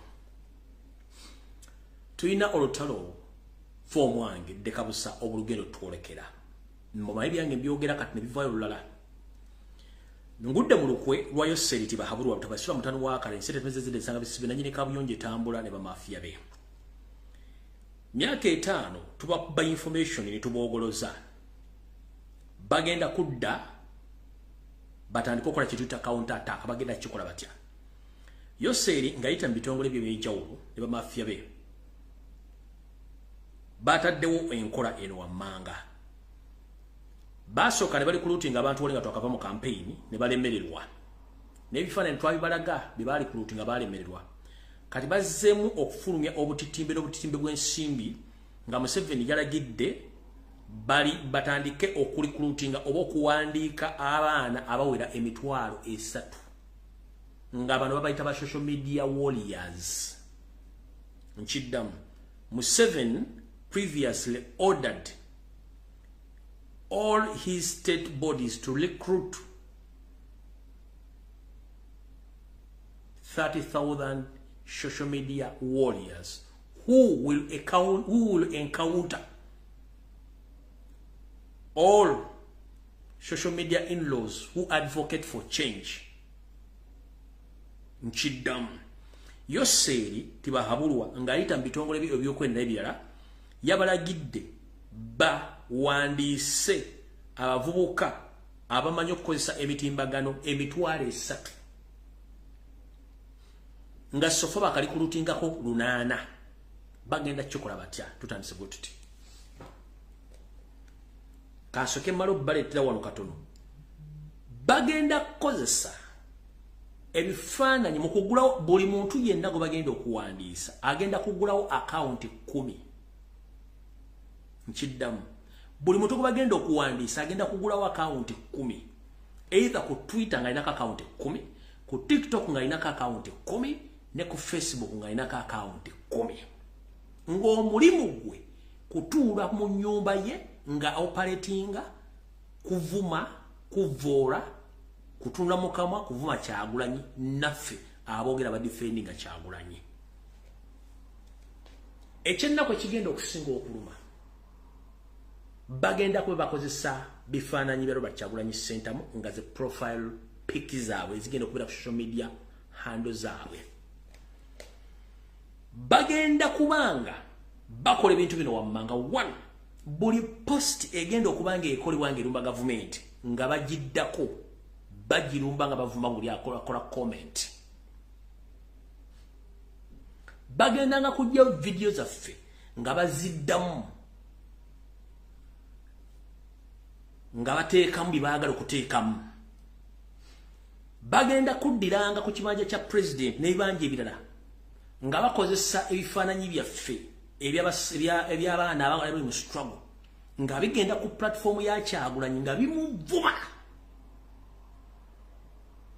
Bayinza okukozesa ekifaananyi kya Siimwe, bayinza okukozesa ekifaananyi ky'eyakole, bayinza okukozesa ekifaananyi ky'Amasaba, bayinza okukozesa ekifaananyi kyange, bayinza okukozesa ekifaananyi kya Katongole oba ekyani baanene ne bakikozesa nga kyekivuma Kyagulanyi ku platform ya Kyagulanyi, ku platform ya Nuupu, ku platform y'omuntu yenna nga bagenda kukozesa ebifaananyi bya president n'ebyaffe abali ku social media nga tuvuma omukulembeze oba nga tuvuma abakulembeze baffe oba nga ffe kennyini twerwanyisa. Bagenda bikozesa ebyo naye nga abagenda obikozesa gyegina emitwalo 3. Ndowooza mutegedde bulungi ekyo mukitegedde bulungi kati. So si bulugula nga alina profile ya president nti wankyukakyuka okuva n'olwaliro mwentegereze nnyo.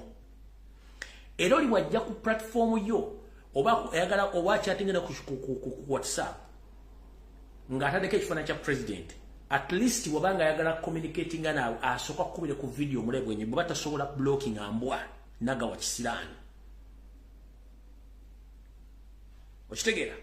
Mugenda abantu bagenda kujja. Bagenda kuba ku ebifaananyi bya president okuvuma okulumba. Buli mulwanyi na ku social media nga ne president mwone bagenda mulumbiramu. Tugenda mu maaso. Abantu bano balina office ya Museveni ngeri Kyambogo, si ku university wabula ekyambogo. Museveni alina office bano babaloketi nze bagenda okukola emirimu gyabwe we balipotinga abasigadde emirimu bagye balina gikolera waka maka gaabwe. Buli mwezi buli mbwa egenda okufuna omulimu guno egenda kuba efuna emitwalo 40 nkidda buli magujja egenda okufuna omulimu guno egenda kuba efuna emitwalo 40 omwezi. Buli magujja eweereddwa omulimu guno egenda kuba ezifuna buli mwezi. Bagenda kuba bakola posti ezivuma, bagenda kuba balumba posti zaffe nga bazivumisa oba nga bavuma Kyagulanyi. Ekyo mukitegedde bulungi nnyo. So far mukunoonyereza kuno bakalikuruutingako bakawandika abantu 8 abagenda okuba nga bakola omulimu guno. Balipotinga Kyambogo era bafuna emitwalo 5 bakyanoonya n'abalala bagenda okuba bavuma. Kati obadde weebuuza ani coordinator w'abantu bano? Coordinator w'abantu bano muddeeyo mutunule social media ebadde etambula mabegako nga baga abaana ba Nuupu bavuma nga n'abavuma abamu tebabadde ba Nuupu. Ekyo badde bakituteekako eno nga bakiguza bannamawulire nti abaana ba Nuupu bavuma buki naye nga abadde bavuma tebabadde ba Nuupu. Badde balina video balina ennaku yaabwe. Kati ffe twagenze mu silent mood kyatuleetedde okujjayo bonna abadde beekwese nti bankyukakyuka nga si bankyukakyuka. Iyo nsonga lwaki yagamba nti mulina okummatiza nze okuddamu okuyingira mu struggle ne mubuuza tukumatize tutya munnange obadde mu struggle era obadde opostinga ki kikwata ku struggle.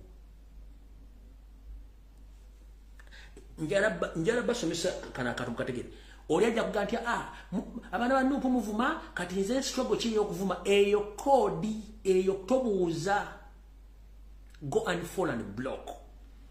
Mwabaana ba Nuupu muvuma era nze eno struggle kimulina okummatiza okujja okuyingira mu struggle yammwe. Mukulu njala kugamba mwenna aboogera kodi etwabategeera era mbali temuli mu struggle. Just mwakozesanga video za Kyagulanyi ne muziduwetinga ne muzituulamu okufuna following. Kati mumaze okufuna following mutandise okubuuza ebibuuzo ekyekisiru. Kati gomvubuka ali ku social media ogambo simanyi nze muvuma nnyo musigende struggle gye muvumiramu mulina okunkwana. Mukulu ow'omaludda watukwane gwe musajja munnaffe ow'omaludda watukwane ki era tukwagaza ki tukukwanira ki? Nkubuuza tukukwane tukwagaza ki? Ku ggwanga lye bakukwane olwo ogenda okukwana omukazi bagenda kukolera ki? Kale njala tegeeza mwana bavuka beebuuza amagezi. struggle mmere ya lumbe n'ataaka abalya oluwadde mbo okusalawo sayidi yo n'abala basigaza sayidi yaabwe tebeetaaga kukwana okwagala ensi yo ayagala okukwana ffe tuli mu pulogulaamu ya kwana nkiddamu gwe wenna ng'oyagala tukwana oyingire struggle munna tetulina budde bukwana tetulina budde bukwana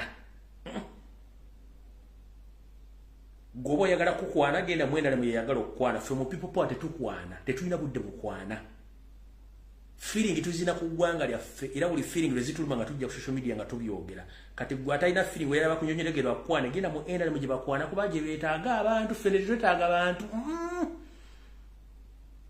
abantu abajja mu nupu baba balina feeling za nupu nga baagala change. Do you copy that? So ayagala omukwana agenda mu endala mwe gye bajja okukwanja ffe tetukwana mu nupu tetukwana tulina feeling z'eggwanga ate tulina nnyingi nnyo amuzizusa tetwebase kati mwabaka pawala nga temukyalina feeling NRM mugende banyonyogere bakwane kuba ire bigaye bikwana kuba balina ffe tetulina ssente tetugenda somesa mbuzi kulya muddo nowhere embuzi emanyi okulya omuddo neza n'obwenkulumu so we are not here to lecture goats no.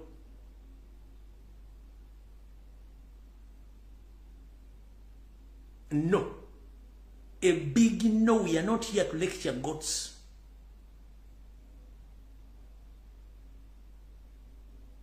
We are here to lecture people who love their country. And they do come willingly. We don't force anyone to join the struggle. You are free to vacate because we don't recruit blameless people. And the noob doesn't recruit. People join willingly due to the love they have towards their country. Ffe tetukwana tetulina budde bukwana kati gwe ayagala okukwana tetulina budde alina feeling etakwana kitegedde bulungi munaye awo tuvuddewo tetugenda kulwawo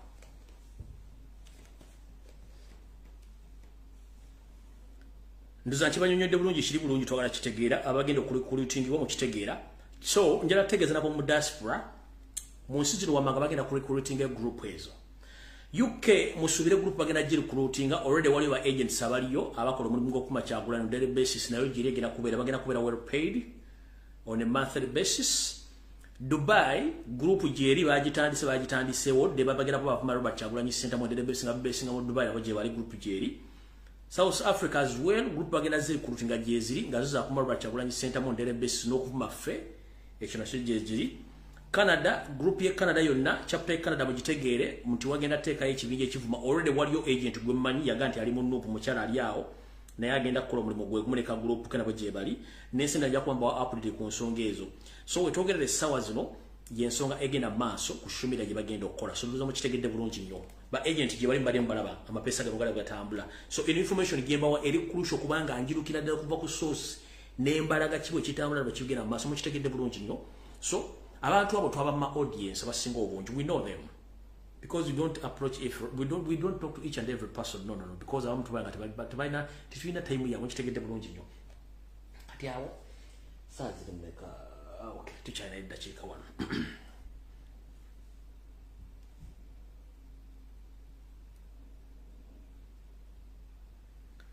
kansubire nti wasanya kaloli otuuse wasanya otuuse yebaleko ssebo mukulu wasanya yebaleko kati operation egenda maasi y'okugoba abalaalo mu northern Uganda bwete wetambula then bawa information egenderako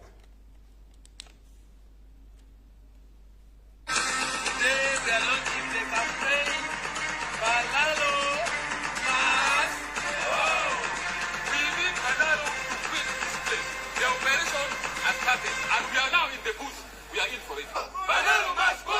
Banana must go! Banana must go! You know dog attack, come on. You know dog attack. You know I don't really need to get back.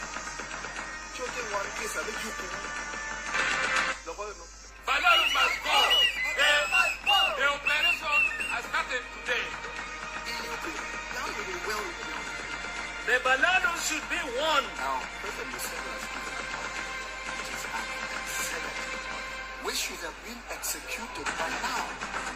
But we have been seeing delayed tactics.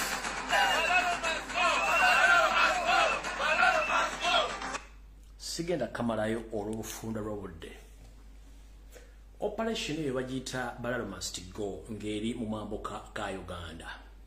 Lwaki bagiyita Operation Balalo Must Go?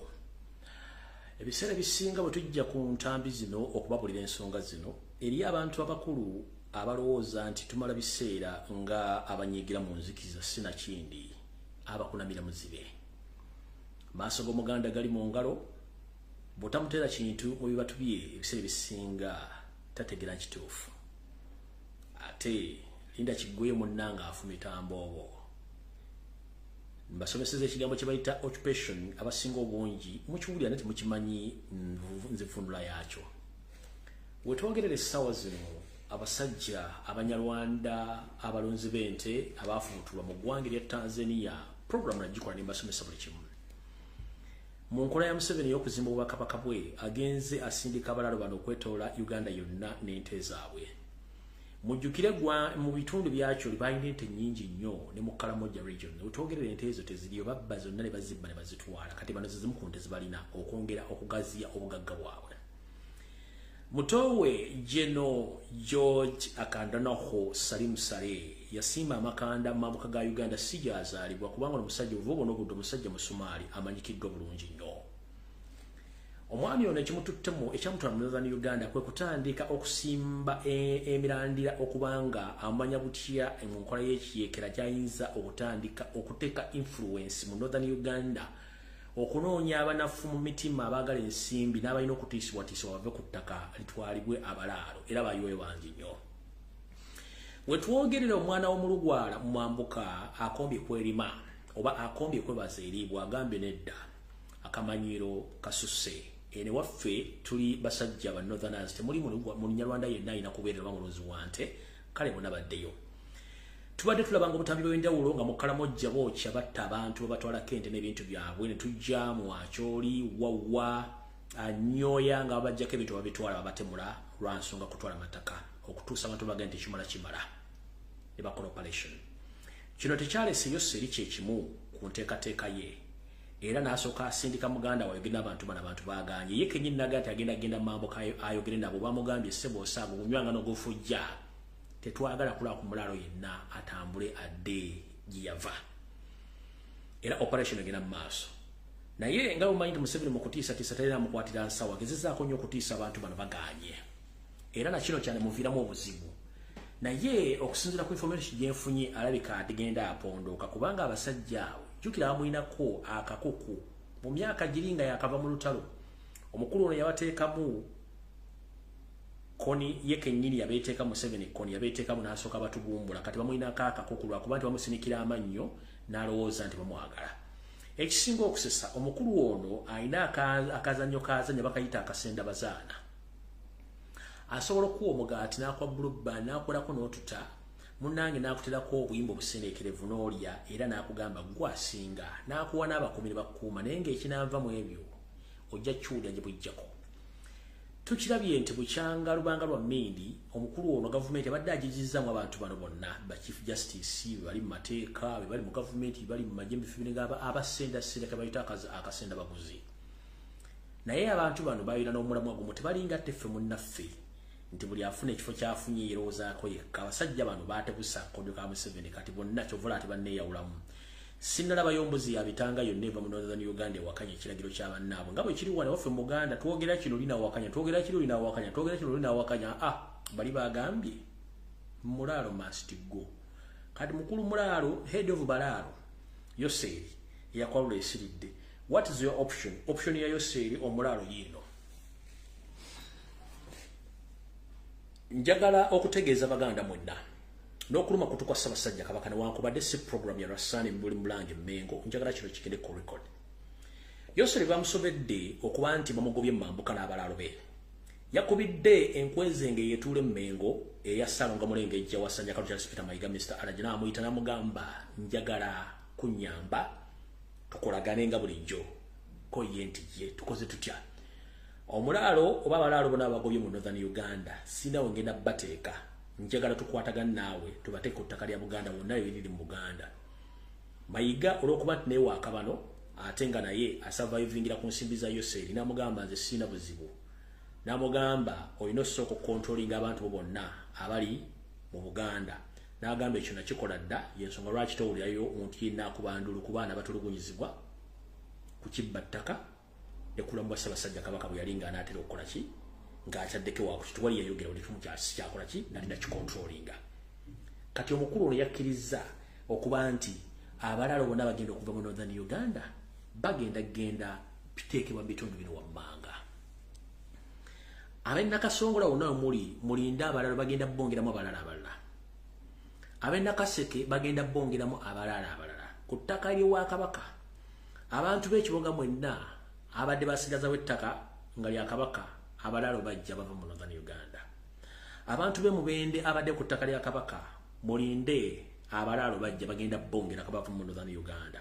Abantu b'e Kayunga bagenda bongerako abalalo abala bajja okuva mu Northern Uganda. Tusembyayo Egomba namwe mwerinde abalalo bagenda bongerako abava mu Northern Uganda gye babagobye nga nenda mugisimufungize. Kale gwe omuntu yenna ali awo ng'obadde olowooza nti Emmengo wakyaliyo omuntu alimu empeka emera munnange kyekiseera otandika okwerwanako. Nabagambye akatambi kali ke twabalaza akali e Kayunga abasajja bakulu nga bafungiza enkalu nga zino y'obukongovule si lwakuba nti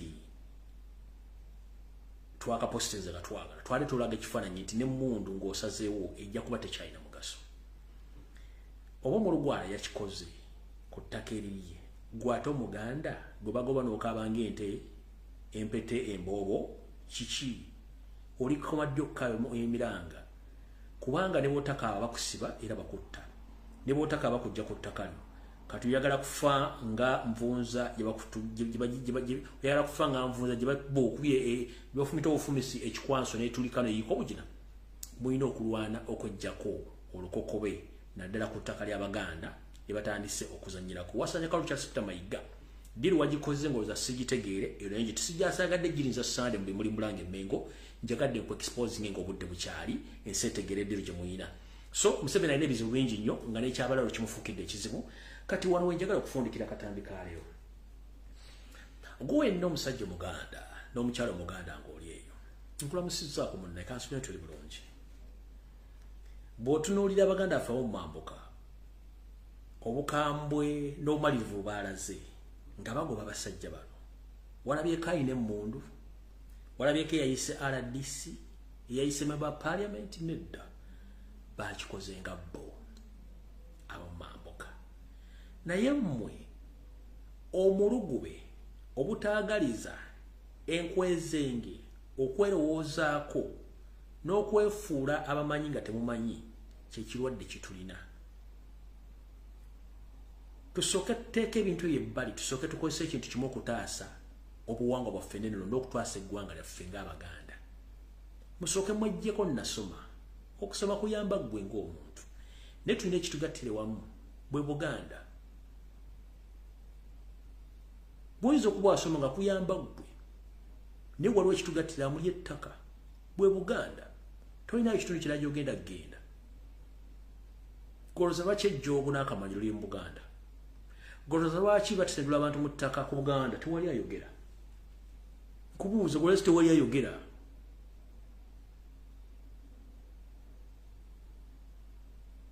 Ssaabasajja Kabaka bwe yavaayo n'ayogera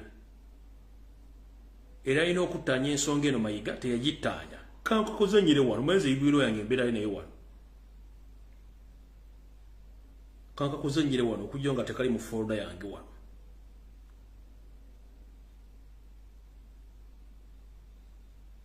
Kankakozanyire wano.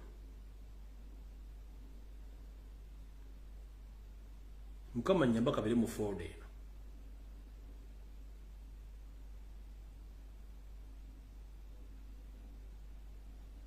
Nyamba kabere mu folda eno. Eddakiika emu ndabo bakali mu folda eno. Kaakano ndowooza. Kaakano.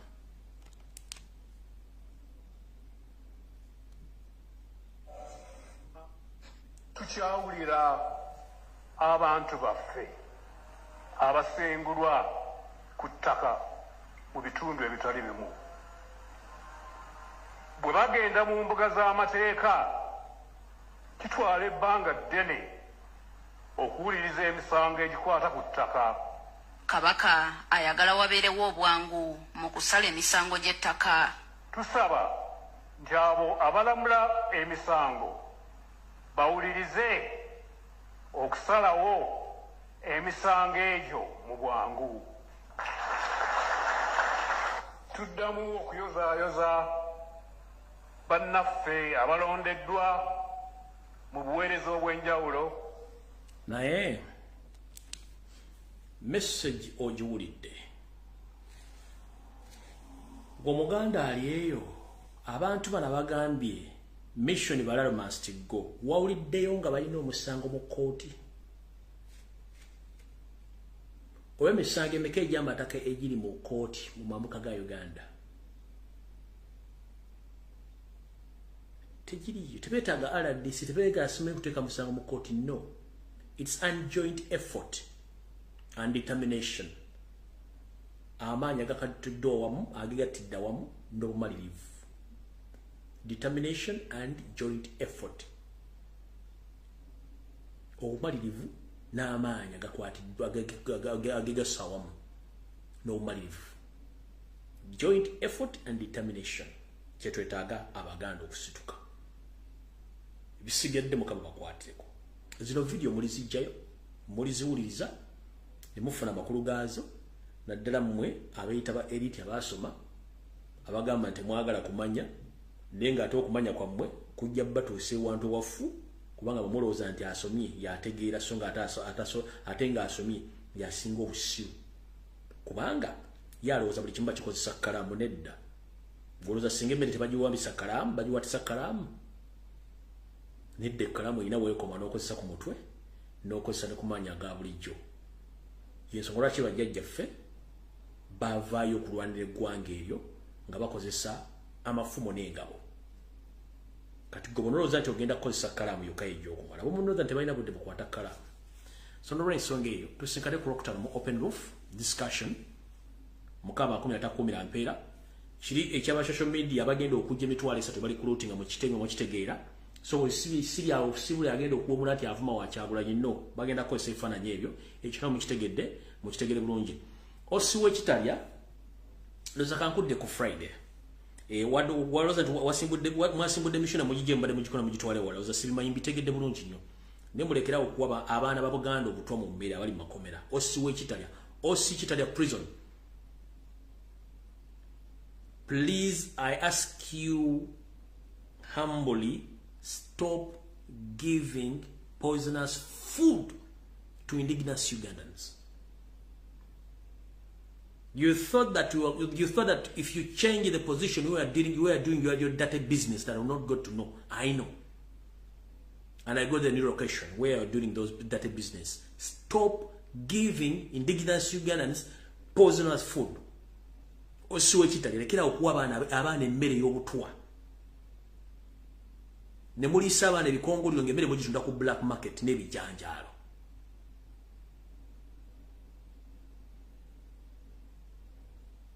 Osiwe Kitalya n'akagulupu kamutunda emmere ya prison esigana bwe giteekamu obutwa ne muwa abaana aba prison abaana Abaganda n'abannansi abase ne bawo emmere nga bikongoliro abaana ba Uganda bafuula nkoko balya maize bulandi ng'emmere bwe gitunze. Osiwe Kitalya mulekerawo omuze gwammwe. Encha osiba abaana abo emmere ya maize brand encha gogenda kubira mu kkomera eyo. And I wish singa nze mbeera osiwegundi singa nze mbeera osiweddwa wekkomera eyo before nga tonnasindika mannyo Osi Kitalya genda olaba firimu gye bayita No Escape from Sobibo. Nze singa nafuuka osiweddwa amakomera nga nze osiwe ekkomera ly'Ekitalya nga mwe mulimu. Genda olaba firimu gye bayita No Escape from Sobibo.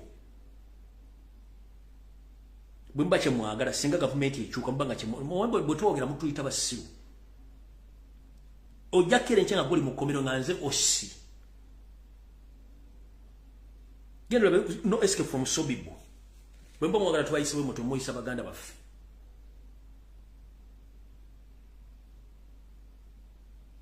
ne mutunda emmere ne mugiteeka ku black market ebijje ne mbitunda ne muddira ebikongo ne mbikola ebifuko obunga ne mbiwa bana ffe bali uwunga ne bali emmere enfu ne mugiteekamu n'obutwa buli mwana agenda okuva yenna nga yayiise windows tebateeka abamu bafunye kansa bagendera kufa kubanga mulina self interest kubanga muli baakabano.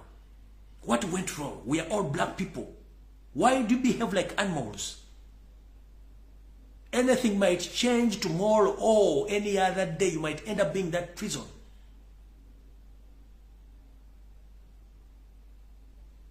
Why do you treat your fellow human beings like animals? Genda na fino jubaita no escape from Sobibo. Olabe kye bakola basibe. Kati goloba kyo yagala government ekyuse nga bakutte tukulesi nga nze osiwe ddwalire we komerero jja kiwulira.